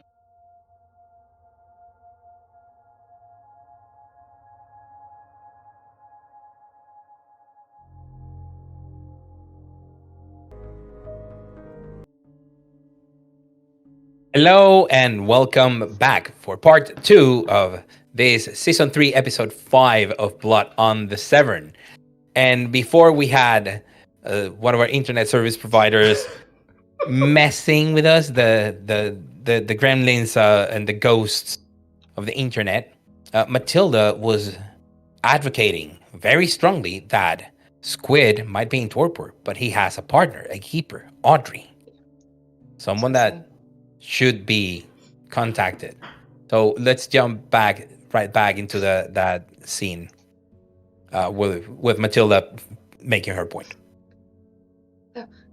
Squid has Audrey. We need to talk to her about this before anything else happens. Boy, is she his keeper? Absolutely. What? We can't just rob her from the. She doesn't own him, does she? We're not robbing him. No, her. but she would know what he would want. How would she? Better than anyone else. Because she's his partner. Believe me. Sorry. No, Giselle, go on. I was just gonna say, I've had plenty of partners and they don't all know what I'm fucking thinking, that's all. Yeah. If this... I don't think anybody knows what you're thinking, Ange.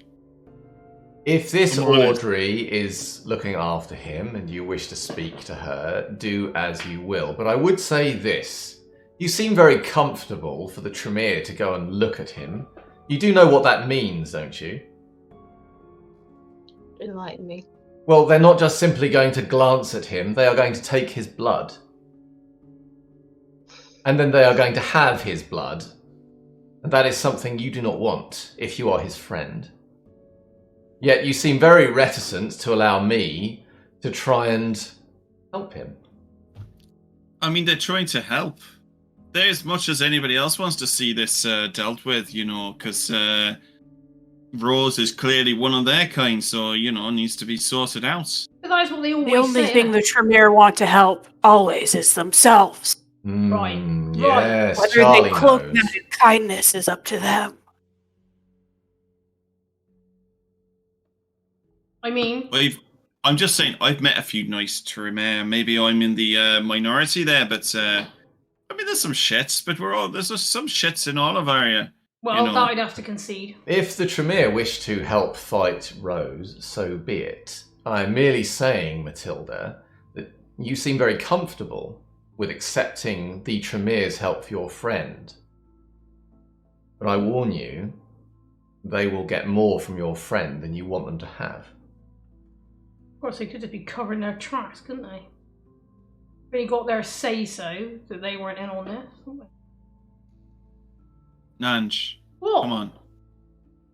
Do you know how many times as I lived here, someone said to me, come on, like I was talking shit and I turned out to be right? How many fucking times? It is a lot of times, even I must admit that now. You say you must speak to this Audrey. So, that is the case, then do what you must do. But I am offering to try and help your friend, and Charlie is offering to try and help your friend. I think she froze again. The internet, however, is not offering to help at all. So I have never trusted it. Abandons you at a critical time. Apologies for the mess it up of the overlay.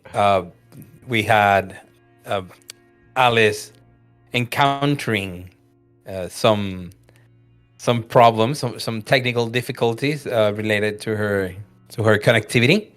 So if you give us a few minutes, we are gonna send you into the beautiful back soon screen to transition.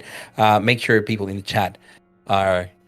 If someone jumps in at this point, let them know that we will be back as soon as possible once this issue is sorted.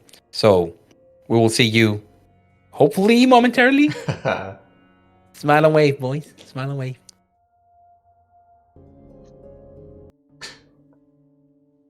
So hello and welcome back. And apologies for the technical difficulties. We have Alice with us. Internet has been a little bit glitchy.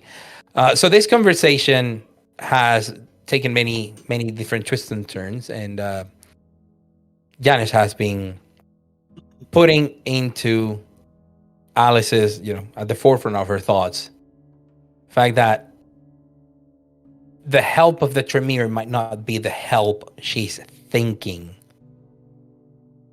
or at least that it's not going to be as helpful or without a price as she thinks. Unlike what Janice is offering.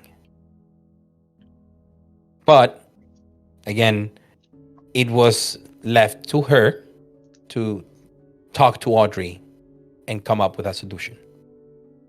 So I don't know if that would be like the end of sort of like that conversation. That's pretty much it, yeah. Because also it's later in the evening. And some people need to go to bed before the sun comes up, especially those who burn if they don't do. Need to eat before the sun comes up. Sorry? If my delivery has arrived. If my takeaway is here, I'd like to eat. Your delivery will not arrive tonight because dang it. it's difficult to procure that, like, same night delivery of such a specific meal. I Kinda thought complicated. Zachariah was better than that. I'm disappointed. But the thing is that he's not around in Bristol. That's the thing. So he has to make the arrangements. So unless anyone has anything else to do tonight, I'll go to Dermot because he does have something to do.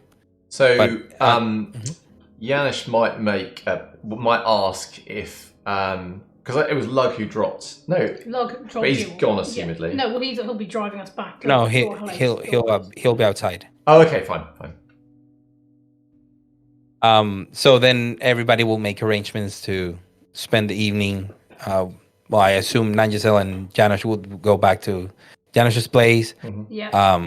Charlie is shown a room, sunproofed room, here at the headquarters, which is Sleep in the bathtub of that room. okay. Alice, where I'll, would be Matilda yeah, going to spend the evening? Go back to my flat, but I'll text Audrey on a burner phone beforehand and just ask if I can drop in tomorrow. Or just tell her that I'll be dropping in tomorrow. Okay, excellent. So now let's go to Dermot. Before the night is over, at around 4 a.m, you'll make arrangements to go and pick up the boxes. You have the tracker number of the boxes. There is you can even track them on an app. You've been given the tracking number and everything. They are in the docks. They're in the docks. So you have to have a little bit of a drive to Avonmouth, but it's not a problem. Okay. Is it possible, I'm guessing, to get them moved somewhere else afterwards? I don't know how big we're talking box-wise. Yes. Yeah. Well, 2 coffin-sized boxes, like for people to fit inside. But yes, it is part of the service that they will deliver them or move them to wherever. You just go there and say, these are my boxes. I want them here or there. Okay. Well, I'm planning on, before setting out, getting a certain amount of electric cabling and the likes. Yeah, I mean, easy, especially with all the gear you have for your studio. Yep, get out there and a couple of boxes. I'm guessing, is there like TV cameras, CCTV around the place, or is there sort of a private place to take a look in the boxes? Oh, Nangisel has made arrangements, so it's in a discreet place. Okay. And the person you will be contacting is one of her contacts. Okay. So it's as far as you can. It's someone she trusts to do this kind of stuff. Gotcha. So, yeah, I don't have anything to transport these myself, do I? I don't have like a gig van that you can shove stuff in. I tend to get other people to do that. So instead, I'm just going to have to get these transported later, but that's fine. No, I mean, you do have an SUV. SUV? So I could just put them in that? And in a trailer, so you just hook it to the truck, to the SUV, Simple. to Dermot's truck, which Right, is simple enough. Yeah, it can be done that way. I'll pick them up then. Okay, cool. So where are you going to take them? I'm going to take them back to the HQ. Oh, okay, cool. You know. But where are you going to leave them? I'm going to put them in the studio side though. Oh, okay. So in a place where the rest of the coterie is not going to step in. Yeah, generally it's going to be soundproofed and it's nice and locked up there. So my security nice and sorted. Okay. And do you do anything with the boxes tonight, or do you leave it for another evening? You do know that they're they're staked. Yeah. How early is it getting by the time I'm sort of back and have got them in? It's gonna be like 5:30, 5:30. So it's gonna be very close to dawn, or close-ish. I mean, Then dawn's not for another hour or so, but you need to get probably to long other enough. place, yeah. Okay. I think. Cool. Well, no, I mean, I could stay there, but I could stay in the HQ as well. But Yeah. I might stay in the HQ tonight then. Okay, cool. So I will try and make them look like they are part of the scenery. And then, are people generally aware of what's going on around them when they're torpid, or are they like properly? No, well, you thought they would be dead to the world, but Sophie interacted with the world around her. I think I'm gonna work out which one Mitchell is in. Mm-hmm. Yeah, you can open them both, and you can recognize. There's Mitchell and there's Murray. And I'll get Mitchell out, and we'll tie him properly to a chair. Okay. Cool. And then,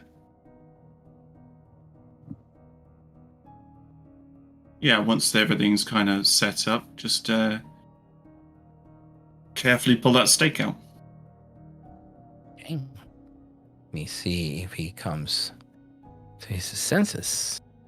Whoa, I almost wrote the thing in the wrong way. Like, Chad was going to see what I was going to roll. Because I was in the Twitch screen and not the Roll20. Almost.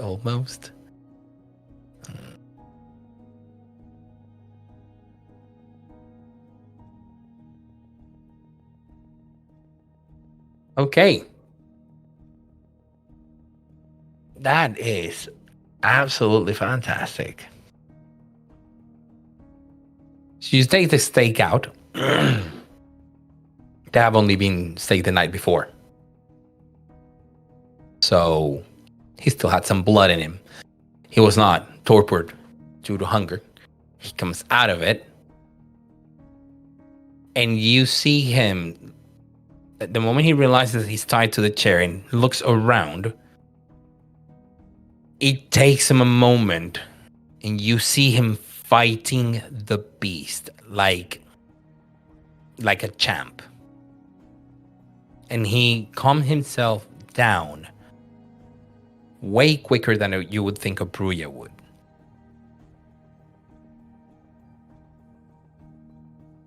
Who are you?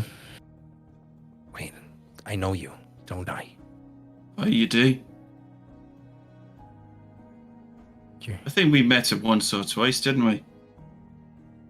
You're Matilda's friend. What the fuck's going on?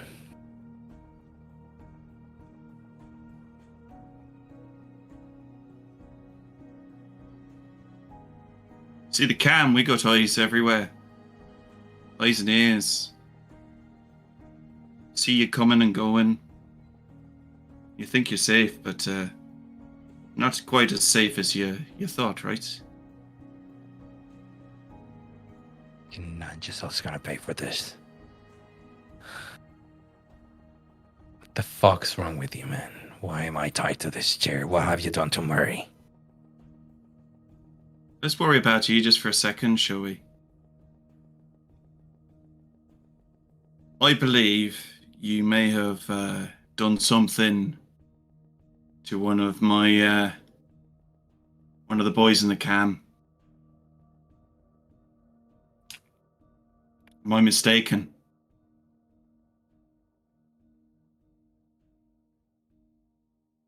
Yeah, I did jump on that bitch. He went straight for Murray. She lost her shit because he was not pure blood, because he was a caitiff. All her purest toward her ass. Michaela, right? Yeah. I don't know if she was. I don't care if she was friends with Ruby. She went for him. And I lost it. As far as I heard it, you went out looking for trouble first. It's not really, he cast in the first stone when, you was out there causing trouble in the first place. Fucking Camarilla bombed us, all right? We didn't know what happened. That was what we were told. So we went there to ask questions. So you went to ask who? We went there to ask questions. And then we got attacked. And then we defended ourselves.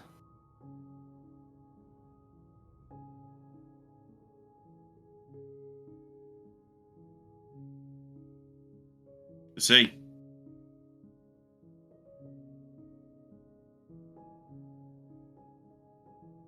I think this is the communal headquarters that you have with Matilda. We've had a chat. This is your studio. Is she around? Can she hear me? Does she know what's going on? You're tied to a chair, Mitchell, and you killed a kindred in the Camarilla. Perhaps we could stay on task for a second. I'm not wanting to antagonize you or anything, but I'm just trying to understand why you fucking did it. So you hear a snap. And then he just takes all of the ropes, a bunch of them, and just snaps it. He just breaks free of the chair, snaps them from you. Like, you should know a little bit better of the Bruya. The only reason I haven't jumped on you is because I don't like losing my fucking temper, but you're trying me. Well, then you'd be killing a second Camarilla in their domain, in the house of your mates. And that wouldn't go well for you either now, would it? Hold on a second. I did not kill her in her domain. They were in our territory. They stopped us before we crossed over to the contested area where the Camarilla sits. Mitchell, what I want to know is... You did this, right? Do you regret what you did? Fucking of course. Who do you think you are? Who do you think I am?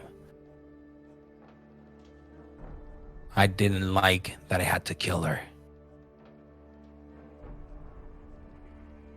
I'm not gonna tell you a sub-story of how repentant I am. Because it was her or us. And she was not alone. She just happened to be the one who fell. Could have been any of her friends. Some of them don't have me in high esteem. They don't think a Bruya is good enough for her Ruby. Some of them thinking clan goes over faction instead of thinking of us as individuals. Michaela is the one who fell. It was not gunning for her. But that's who I took. Would I do it again to save my skin? Hell yeah. She gonna kill Murray? You bet your ass she was. She moved fast. Murray couldn't stand a chance. The only one who could move as fast as her was me.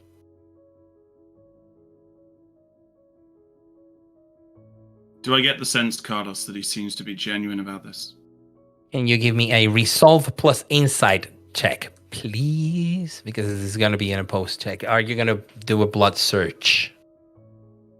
I am on hunger 3, so fuck no. I mean, it's all for a worthy cause. It is all for a worthy cause, but I don't want to get in the same trouble as last night. I do want to know. You should do it. I mean, it's a browse check. It's not a guaranteed hunger 4. Yeah, you might pass your round checks. I mean, Yeah, it so- is only if you fail. Yes. Hey, wait, does that count for my compulsion? I've made him do it. No. So resolve and insight, right? Resolve plus insight, yes. Okay. Do you want to rouse? I will rouse for this because Okay, you add two dice to it. So I will even willpower that as well. You will willpower that. Very well. So far you have 4 successes. One of them a 10 in a non-hunger die, and you roll 2 more for a total of 6 normal successes. Now let's see if I bleed. And let's see if your brain the brain power, actually the blood you use to sharpen your senses and your intuition. It makes you feel hungrier. And it distracts you for a second, but nothing tells you that what he's saying is a lie. He seems to be very straightforward. He is a master manipulator, or he's genuinely giving you the benefit of the doubt before he jumps on you, because what you do feel from this insight check is that he is holding back the beast as best as he can before going to town on your ass, Bruya style.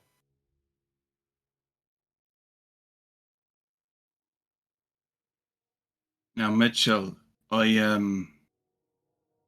believe you. And it's fortunate you killed somebody other than my clanmate. So I would have been somewhat pissed about that. I did have you in a box with a stake in you. Who the fuck killed a Malkavian? I'll tell you in a minute, but I say, kind of looking at my hand and the blood. Fake. What the fuck? And he starts going back as your forehead starts cracking open in certain places. Places the crown of thorns would have dug into the skin of our savior. I do believe you're contrite about this matter. And as such, I don't think you're deserving of the justice that your faction and mine would seek to give you for what you did. Fuck are you talking about?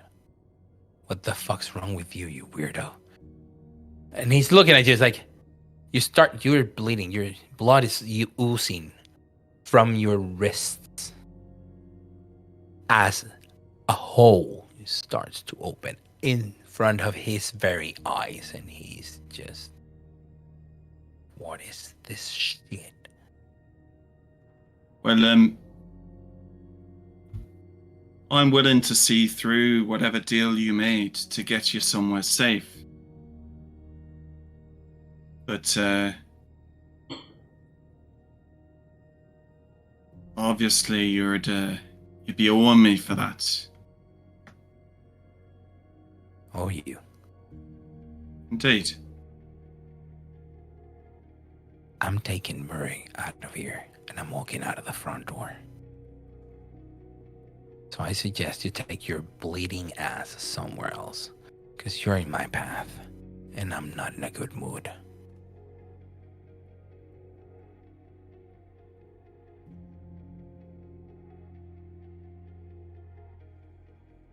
So, your grandpappy turned up.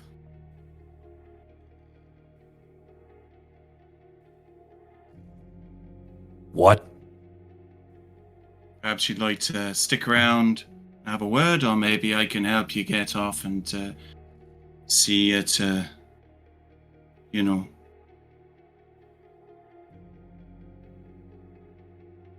somewhere safe.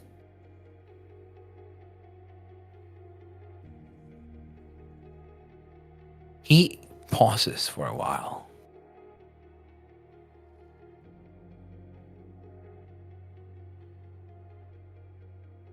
Why would my grandsire come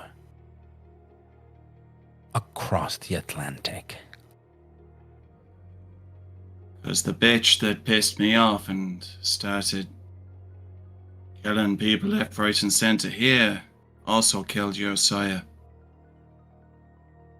You know, killed my sire. I do.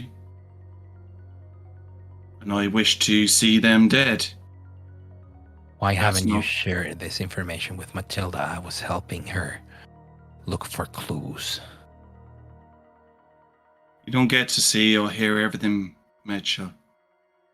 But we're not on opposite sides of this. Perhaps if you can put aside your upset at the current situation, maybe we can come to some kind of agreement about seeing her dead, rather than pissing in the wind about this current matter. Because if you stay around in this city at all, it's not going to go well for you.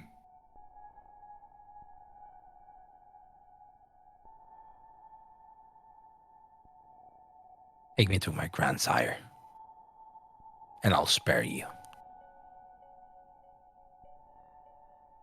How about we sleep on it and see tomorrow morning? And that's when he takes sort of a step back and starts sort of realizing that both of you are feeling sluggish. Like, the only thing is that you're showing it, but he's so pumped up. He isn't. Get in the box, and I promise I will not put anything in you. Stay there. This place is nice and secure, and I'll see you in the morning. Well, in the evening. Is that fair? Can this place be locked from the inside? I can lock this place every which way I want to. Well, But I think hopefully I've earned a bit of trust from you at the moment. forgive me for being a little bit low on trust right now. I was supposed to be getting out of the city. Trusting your friend. Well, this could have gone a lot of ways, couldn't it? But I want to look you in the eyes and see whether or not you meant what you did. Anyway, get to bed, and I'll see you on the other side. Get Ruby here tomorrow evening. I'm not going out without a fight unless she shows up first.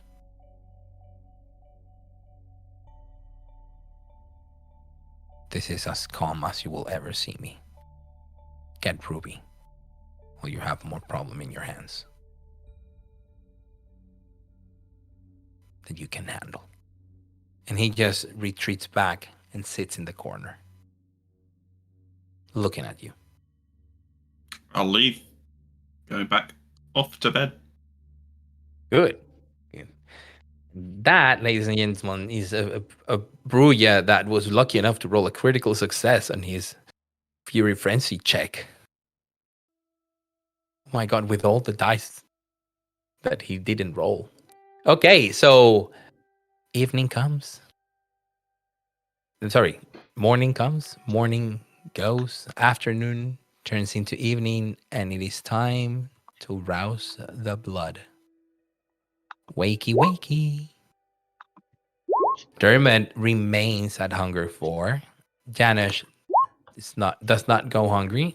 Neither does Matilda nor Charlie Shrike.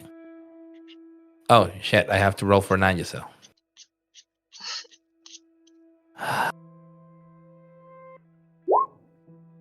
And there you go, Nangisel. Wow. Clean No sweep. one goes No one Nice. goes hungry. One, Wait, two, how three, hungry four, am I five. now?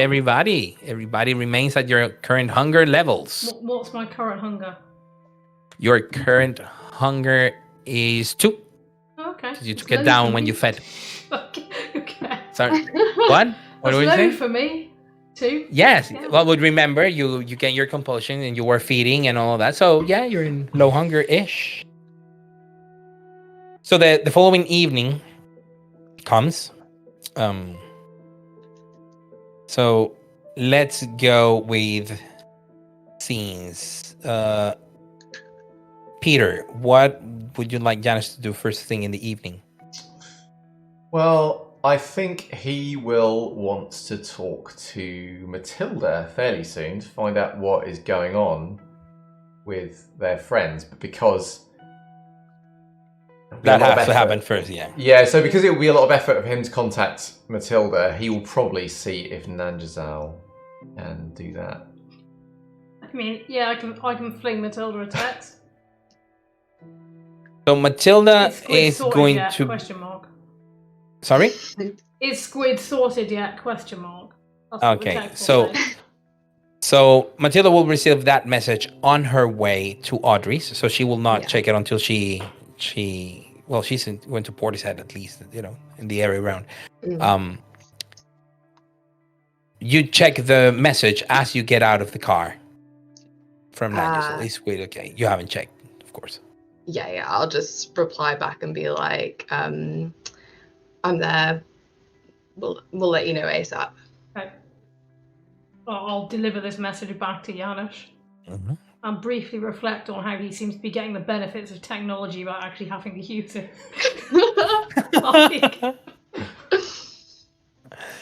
So let's jump into that scene with Audrey, that quick conversation, or very long conversation, depending on how she takes it. When you come in, when you knock, she just tells you to come in. The door's unlocked. She looks distraught and pale. I mean, her naturally tanned skin looks ashen. Is she sat down? Yes. Okay, I'll go and sit down beside her and say, what's happened? How is he? The same. It's been ice baths for a few days, and he's still slowly smoldering away. I mean, we're delaying the inevitable. According to the Tremere, they came last night with your pal, Oscar. What did they do when they were here? They checked him, checked his burns, and the Regent did some weird movements and said some words, and it all went south when he said that he needed some blood. What did he say? I'm Banu Hakim. The history of my clan has been marred by the Tremere taking our blood and cursing it. So I said nothing, and I took out my dagger. They knew better than to mess with my bloodline. Faisal would not take kindly of anything the Tremere do with blood that is not given freely by the person. But from what Oscar, who sort of diffused the situation, from what he could gather, from what he said that he read on some tomes, or apparently something you asked him to look into. Yeah. It looks like it's reversible. But they wouldn't do it. Why not? Well, the let's say the sheriff of the Camarilla doesn't take kindly on someone taking out a knife on them. So he just stopped it there and then. He said he wouldn't help. He said it make no sense to help an Anarch with such a complicated ritual. Okay.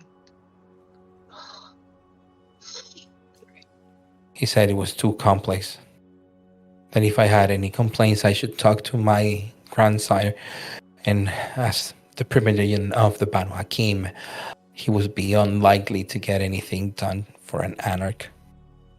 And Faisal is not going to go into a boon for Squid, for Frankie. I'm going to put my hands on her hands and just say, I think there might be another way. Do you know Janusz? Old man from your coterie? Yeah. Old man with the dogs. That one. Yeah, Murray says that he's a strange but good man. Like he gave Murray that dog. Yeah, that's a good description. He's strange but good. He's also, he has abilities. To his mind, they're God's given. I don't know whether they are, and I don't know whether it's just something he's got the ability. Whatever it is, I've seen it. You've seen it. What have you seen? I've seen him conjure images out of the water with blood. I've seen him. He's a sorcerer, but not a Trini. No, it's okay. My clan also has a complete cast of the Banu Hakim is made out of sorcerers. Faisal is one. He has abilities, and he was hurt the same way as Squid before. He was burned, and he healed with such speed. You don't have to do it, but he has offered it as an option for Squid. Offered his services if you want it. I want to hear more about this. Yes, if he has offered, I'm willing to hear him, and if it sounds, I mean, reasonable, then yes, absolutely. I have to warn you, he's how spiritual are you? She just gives you a sad laugh. It's like, come on, baby girl. I used to be in life, very. And I believe in death as well, but I wouldn't say spiritual. I would say more religious. Okay, that's fair. It's different. I have faith in my set of beliefs, but once you're in this life, things make you change your perspective. Is that? Okay. I know. I do understand. Janusz is very charismatic. He's a good talker, and if what he suggests is the right thing for you, then go for it. But I don't want you to feel like you're being pressured into anything. So just be wary, okay? I trust him, but be wary. I'm a Muslim woman living in England. He's not going to be the first person to try to talk me into something I don't want to. Okay. Let's hope it doesn't come to that. Right. Do you want me to take him to you? No, or should we go to him?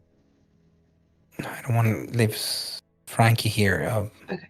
I can get should him we? to here.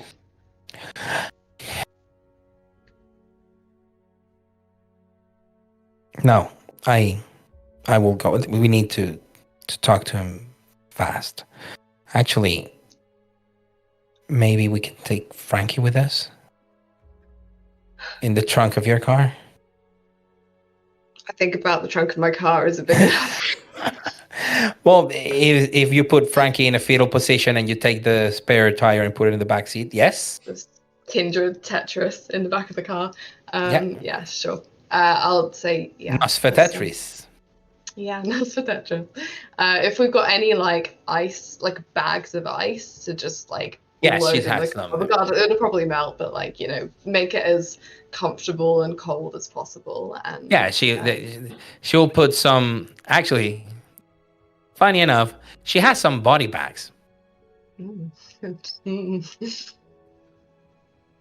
don't ask. She doesn't yeah, say I anything. don't. I look at them and I'm like, fatties, and and she puts a lot of the ice. Like she has ice, like a lot of it. She's been buying ice and having it unloaded into Squid. And then you take him, you put him in the back of the truck, in the back of the car, and start driving. I will, before I start driving, I'll ring Ange, and yeah, I'll just ring her. All right. Okay. We're on our way over to you and Janusz. Is that okay? Is Janusz You right? mean Janish's place? Yeah. Hang Or on we a can minute. go to the headquarters. No, that might be easier. it's probably fine to come here. I'll just ask him. We're on the Yeah, line. just clear it with him. Can I assume he's around? Yeah, you can find him. Okay, I'll say it's Matty on the phone. They're on the way here. Is it all right for them to come here? Audrey and Wood. I will meet them at the gates. All right. He says he'll meet you at the gates. Yeah. All right. See you in a bit. Yeah, they're in 20. He says, "What?" Does not matter. Let us go to the gates and we will meet them there. All right. We want Charlie first, don't we? Shall I drive down and get him from the HQ? Yes, we will need Charlie. That is good thinking, man, Giselle. I'll and you get in the car. I'll go get Charlie. Okay. But before all of that happens, while Matilda is doing her driving and conversation and driving back, a very bloody Dermot. Wait, sorry. Charlie. You smell blood in the air. Kindred blood. Okay. No particular resonance. But you can sense it. Your senses tell you that another is bleeding. Okay, I'm gonna skulk through the house following that scent. And I'm gonna make sure that I have my feral weapons out on one hand. Okay. The scent takes you to not very far. You just open the door, and you're in the second, you're in the first floor, not in the ground floor, in the first floor where the rooms are. And the smell comes from the room next door. And I have no idea whose room this is. Nope. Okay. Charlie's gonna kind of like press himself against the wall and reach his arm out so he could knock on the door. But if the door opens, he's not in front of the door, and he'll nor in the direction the door would open. So that's good. So Dermot, there's a knock on the door. You are muted. Just a minute. You hear? Are you okay, Malkavian? I'm not quite decent yet. I'll be ripping up some sheets for bandaging. No, and you have some clothes there that you could use. Probably you have some bandages also, but not enough. So. Why do I smell your blood? Because I'm bleeding? Why? It's complicated. Explain it to me. Okay, I got holes in my wrists and my head. And it just kind of comes upon me at times. Is this a curse? Yes, it's a curse. I was cursed by a witch. And it's been... ever since then, I've been struggling with it.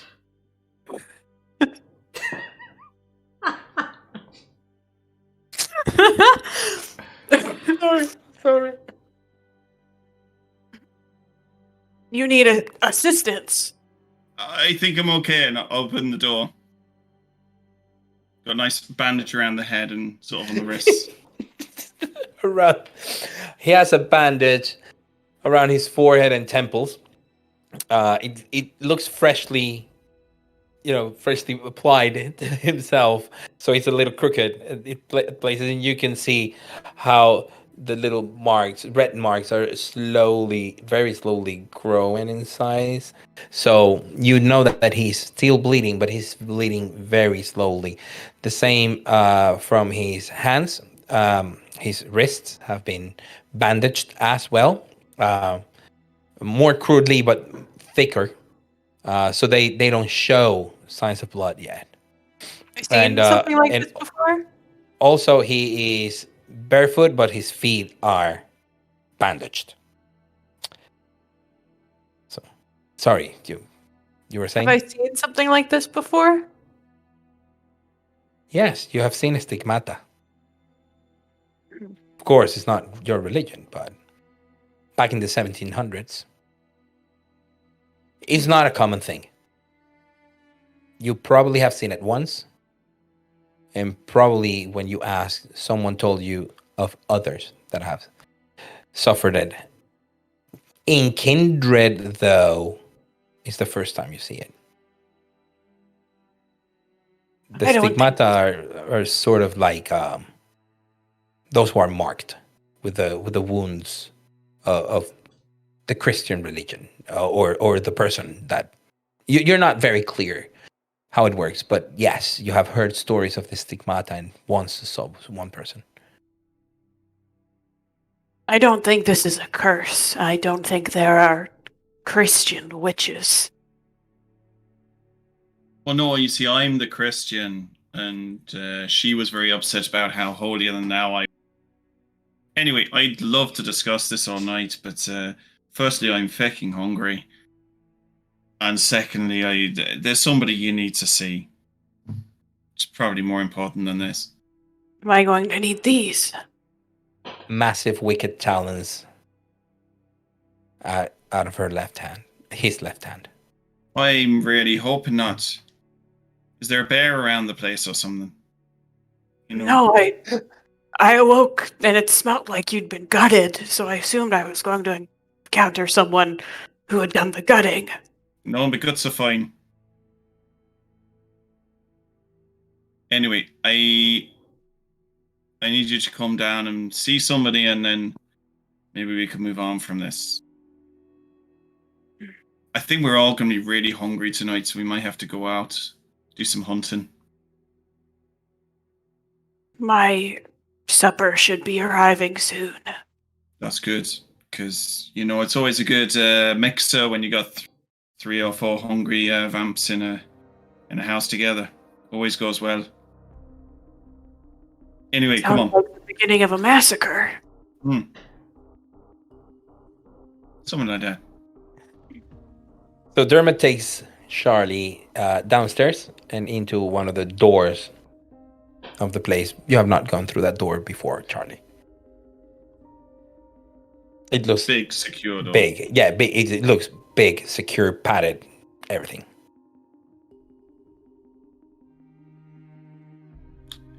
Take you through and say there's I believe somebody you was looking for who's here, and he's also quite hungry. So, and seemed to be a bit upset with me last night. Just the way it seemed to have that effect on people at times. Anyways. Would I know what Mitchell looks like? Have I met him before, or this will be the first time? This would be the first time you meet him, but when the door is open, the young man you see, shirtless, sitting in the floor, ready to pounce at someone, reminds you of Scott. Has the features that Scott described in his letters when he said that he had found someone he wanted to embrace, when he asked for your advice and your permission, because it's your bloodline. But more importantly, it smells like you. It carries your smell. He has your blood in him. It's apparent just with by being in the same room with him. You recognize him as skin. I think that Charlie will kind of crouch down to get on his level, and he'll look at him really hard for a minute, not say anything. Just kind of like almost trying to get a vibe off of him. But try and hold eye contact. I think that's important to Charlie. He will hold it for longer than most would. From time to time, his eyes would quickly dart to see where Dermot is in the room, especially if he makes any movement or noise. He looks ready for combat. He looks ready, as in the fight or flight sort of instinctive response. His is fight in order to flee. He's not just gonna run away. He's gonna make a way so he can run through. Did the Malkavian put you here? Yes. I was supposed to be taken outside the city.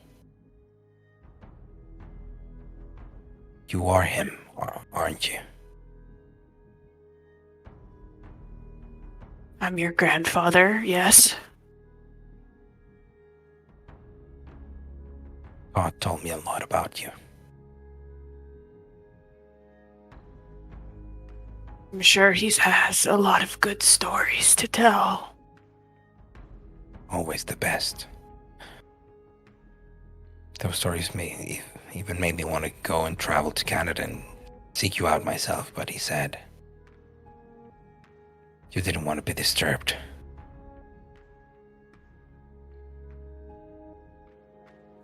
What did you do to end up in the box? Few days back. And he turns to Dermot, because I assume it's just a few days back. Right? I think it was yesterday. Okay. So yes, a few days back. There was an attack.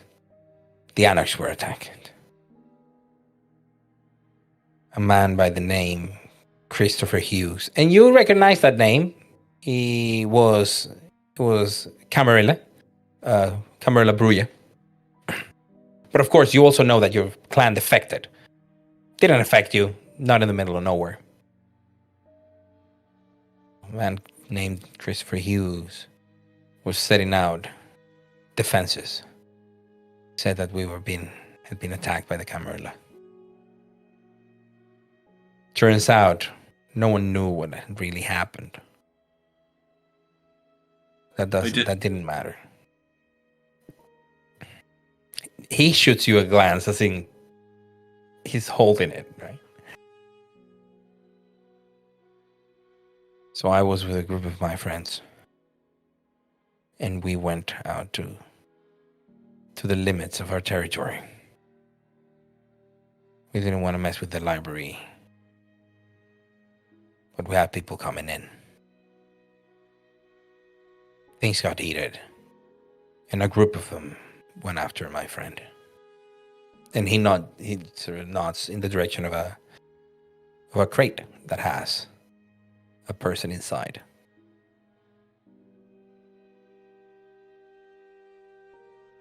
We just defended ourselves. A Toreador died. Camarilla Toreador.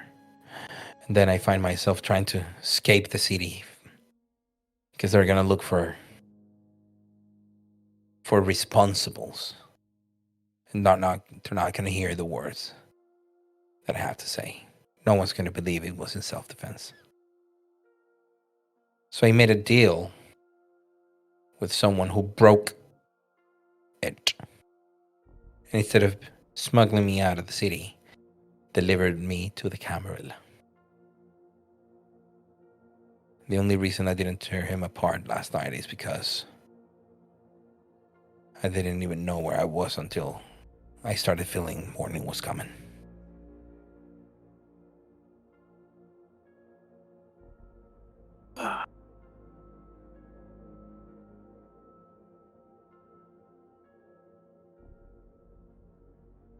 One thing I taught your father, and I had hoped that he would teach you, and it appears that he has, is be peaceful, be conscientious. But if someone lays his hands on you, send him to the cemetery. He always said, never fight unless it's to protect.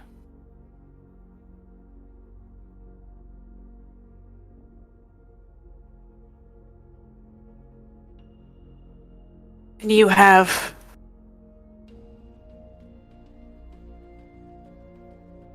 a horse in this race, Malkavian.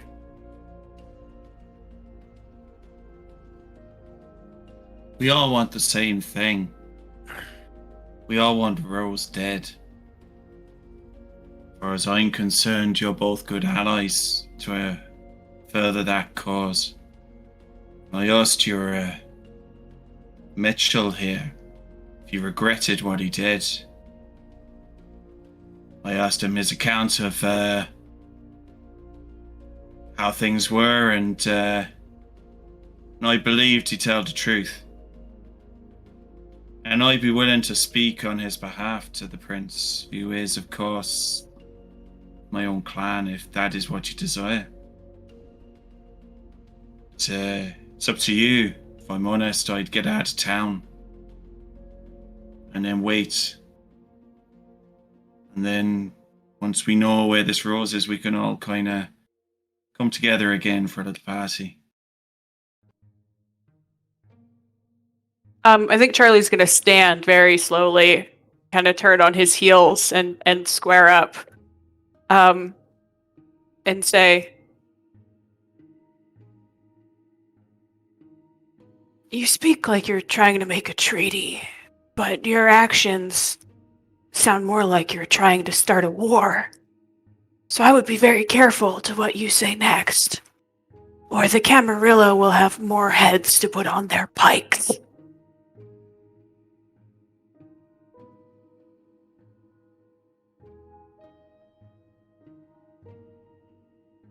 I don't want a war. If anything, I'm trying to do what I can to stop a war. It was Rose what brought it to us, and she's the one trying to turn us all against each other. Wait, you mean to tell me that she was behind the attack and not the Society of Leopold? She seemed to be directing the Society of Leopold to create the chaos so that she could attack and kill all the people that she wants to kill, including Roger, including Jacinta. Jacinta. Is she alive? No, she was killed by this Rose. Do you know her, Charlie? She was a fearsome woman. And very smart. And I will mourn her passing.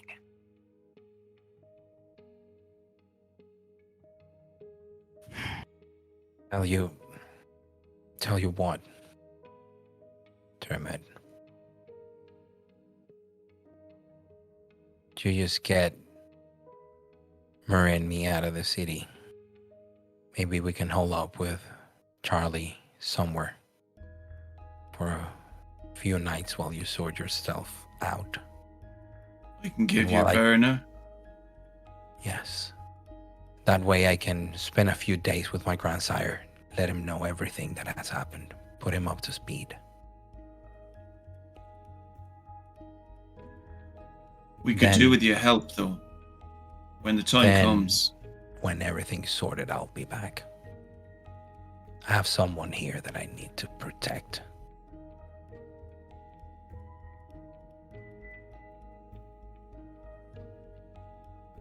Very well. We can go wait somewhere, but first we have to deal with Squid. What happened to Squid? And this is where Dermot realizes that he's been Mitchell has been hiding ever since the night Squid was pretty much, crispy fried chicken Nosferatu. So you put him up to speed. Yep. In the meantime, as this conversation happens, na party, and then we have Matilda arriving with Audrey and Squid. But to sorry, Janish's. can I have gone to the HQ to get Charlie? Oh yes. Sorry, and when you're having this conversation, Nanjasol shows up at the HQ. So basically, your Malkavian put my grandchild in a box. I'm sorry, what? He put him in a box, What, and then he Mitchell? put him in a little room in your basement. Well, I feel compelled to correct you here, because it weren't Dermot what put Mitchell in a box, it was me. Are you saying he's here? Yes. Mitchell? Yes. Well, that is a surprise, I'll tell you. It's a long story, but put a pin in it, because Squid is up at Janish's now. We need to go, if you're coming with us, we need to go and get this sorted so Squid can be made right and you can go find whatever you need to with Kraken. I came to get you. Fine.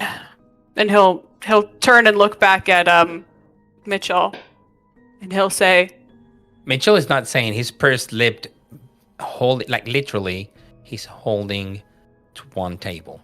A table that now has a grip, like his hand just went through the metal leg.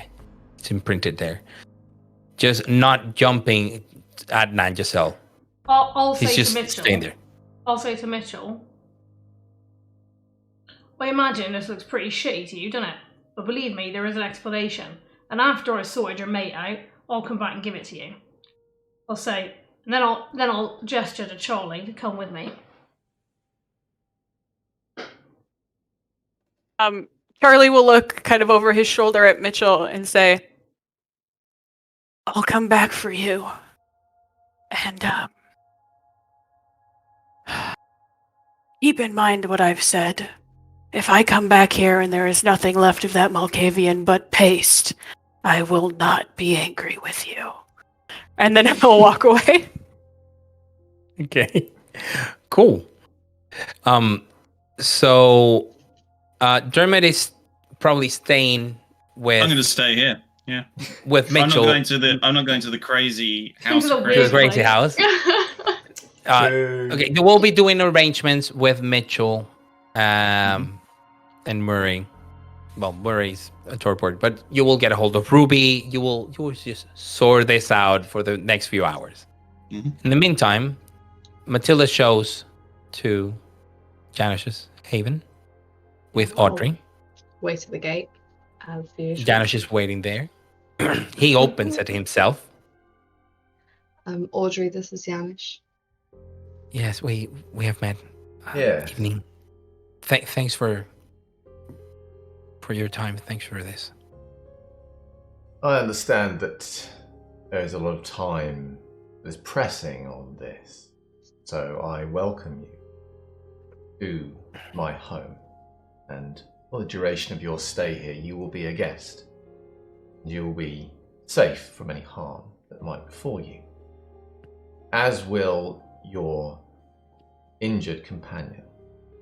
Please bring them inside. Thank you for your hospitality. We will... Understood.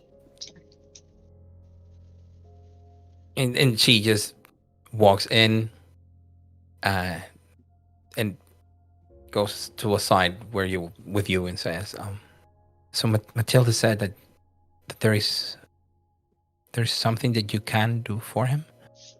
Well, yes. It is the case that the Tremere have defiled our domain in the past, and I understand they have also defiled the body of your companion. Now, when I was the victim of fire, I was able to call upon those that I worship for aid, and the earth itself helped restore me. I have a relationship, an understanding with gods. What I offer you is this.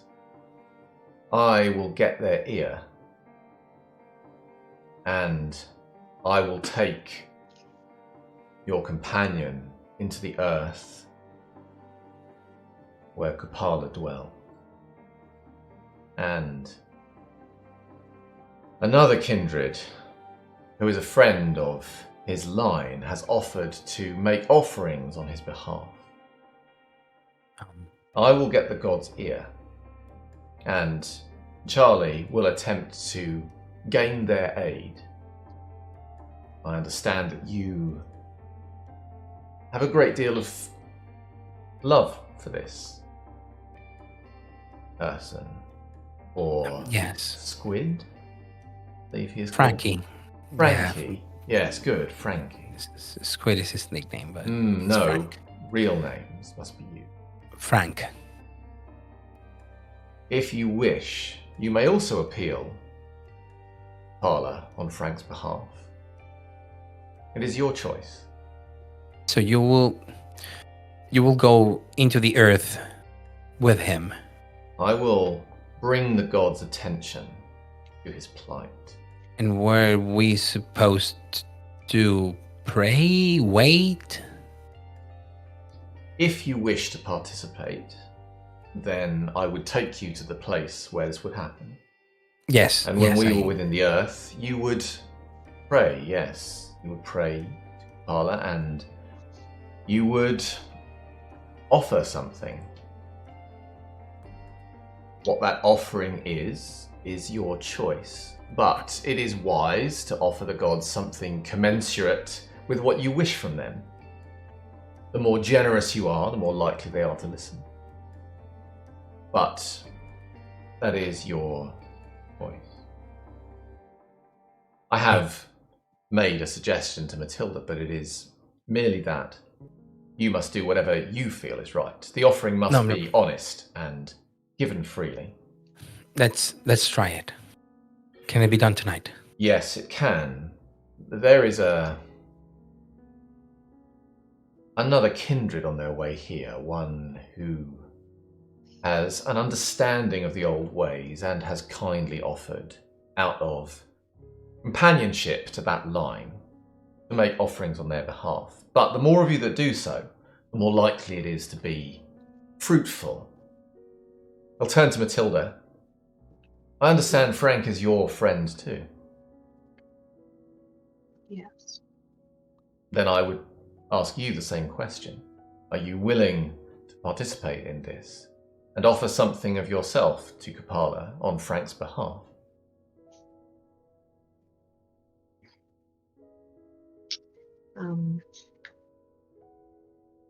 Let me think about it. You have until Charlie arrives. Yeah. So I'll turn to Audrey and I'll say, I'll just clarify it's Charles Strike. And of course she immediately goes like the Charles Strike, and now Strike. Now she feels that it's like a more serious stuff. Yeah. You do the preparations. I would imagine Janusz tells Evelina to get the grounds ready. He will, and also he will, because I believe Ruby is staying here, right? Yes. And Ruby's part of this pack, so he's going to go see Ruby. Oh, okay. Because, it's about time she took a step up, I think. Yeah. So we don't necessarily need to play that now, but it will be of a similar order to what he said to Matilda. He'll just lay it on a bit thicker. But if you want to play the scene, I'm happy to do it. The moment you mention that it's Squid, she will say yes 100%. Boom. He loves the blood, just saying. She looks very sheepish when she sees Matilda, but actually there's no time to talk because all the preparations have been made. The grounds are prepared. I'll help Janusz in whatever version of this. Yeah, so you have seen the ritual ones, you have participated, so it'll be Evelina and yourself assisting, while Audrey is doing what you were doing the previous time, which is just listening and praying. She's not going to go under; it's just that. So Janusz will say to people when they're here, "We are standing on holy ground here. It is a sacred place, Kupala. And when Frank is taken into the earth, he will be taken into the embrace of Kupala. Now, I will take him in the proper way, the old way. I will get Kupala's ear. I promise you that he will hear your words. Whatever offerings you choose to make, be they of oath, be they of blood, be they other sacrifices you wish to do, that is between you and Kupala. But make them to the earth where Frank will be, where Kupala will be. Offer only what you are happy to give and willing to give. And do not hesitate once you make that offering. The gods do not respect weakness." He won't be saying much of this to Charlie because he figures Charlie already knows all this shit, but he will be telling the young, kind of impressionable kindred this. And then he'll say, "Is there anything before we begin?" Sorry, one more thing he will say to Matilda. Is Matilda there? Did she come with us? Yes, I did come with you. Cool, good. But yeah, he'll... Sorry, Carlos. Go on. Oh, yeah, he will just say, before we begin, does anyone have anything to ask? But once we begin, there will be no stopping until it is done. I will shake my head, but I'll be taking my jacket off and pulling some sort of knife out. Audrey also takes her jacket off, but doesn't know exactly what to do. But she shakes her head, no questions. Charlie's there. Charlie will take his jacket, his sweater, and his shirt off, and his shoes and his socks. You guys will see that his back is an absolute mess of whip mark scars, but his chest has very particularly spaced out little dotted scars across it. And he'll take his little hunting knife off of his belt. So every time Janusz sees a knife, he'll nod approvingly. I will also do a bit of care with Audrey to support her and to help her to understand how this is going to work. Mm-hmm. Okay. Matilda's going to go over to Janusz. She's sort of taken her jacket off and rolled her sleeves up and probably put her hair into a bit of a messy bun. And she's just going to ask him, do you think this is going to work? Do you feel like it's going to work? He'll look around at the group gathered and he will say, "There is much strength gathered in this circle, and the gods respect strength. The earth is hungry and has suffered greatly. You feed it, then yes, its kindness and its power will be given to Frank. But it is up to you." Do you have a knife I can borrow? Sorry, I didn't hear that. Do you have a knife I can borrow? Yes, of course. Evelina presents you with one. I'll take it off her and just nod at Janusz. From my Gordon Ramsay collection. So when she does that, he will take a moment to put a hand on her arm and nod to her, and he'll say, "It is a difficult step to take. I'm glad you are taking it." So for those who have not seen this, it is quite unsettling, but also miraculous. Janusz is with ceremonial robes, kneeling in this place which is holy ground, holding, cradling in his arms the burnt and still damp body of Frankie, of Squid. He's still kind of wet and cold to the touch because of all the ice you've put on him to keep him from further burning. But now that he's been out of the ice for a while, Janusz could see that he's very slowly smoldering away. He's still burning. That magical fire that Tremere had sent on him is not stopping until it finishes its work. The prayer starts, led by Evelina, and followed by Nan Giselle, and to Matilda's surprise, Ruby. She knows the words. There are normal prayers, just used in a different context, it would seem. And the ground itself starts crawling over Janusz's legs and over Squid. Crawling all the way up, the dirt just mounting on top of each other. And then once they cover his face and completely cover Squid, they are swallowed by it. Evelina gives Charlie the nod, and the others.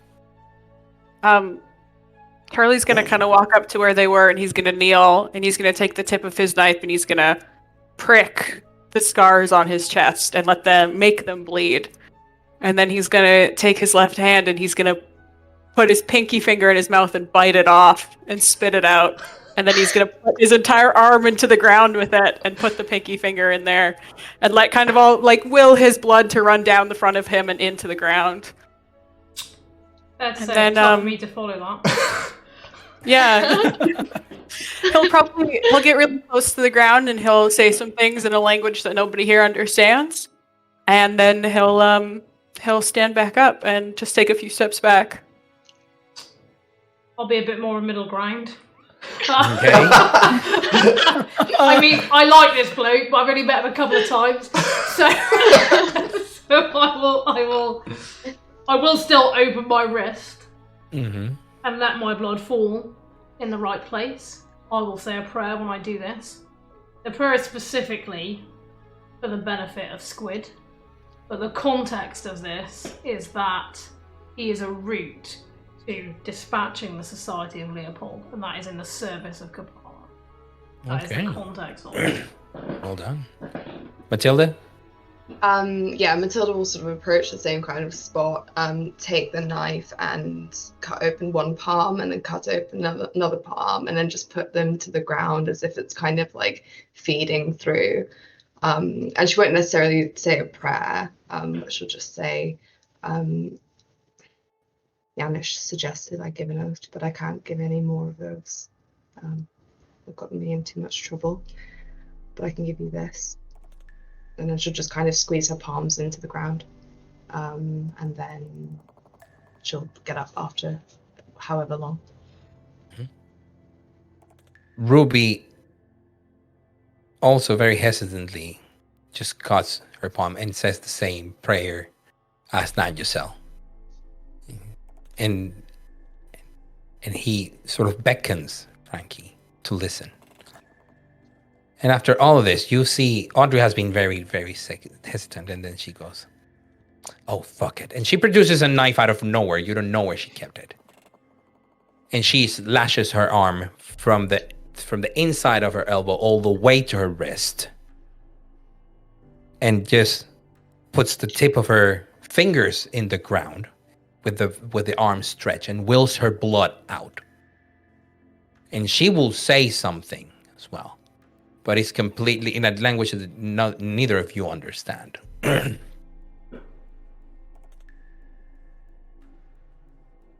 At the end of it,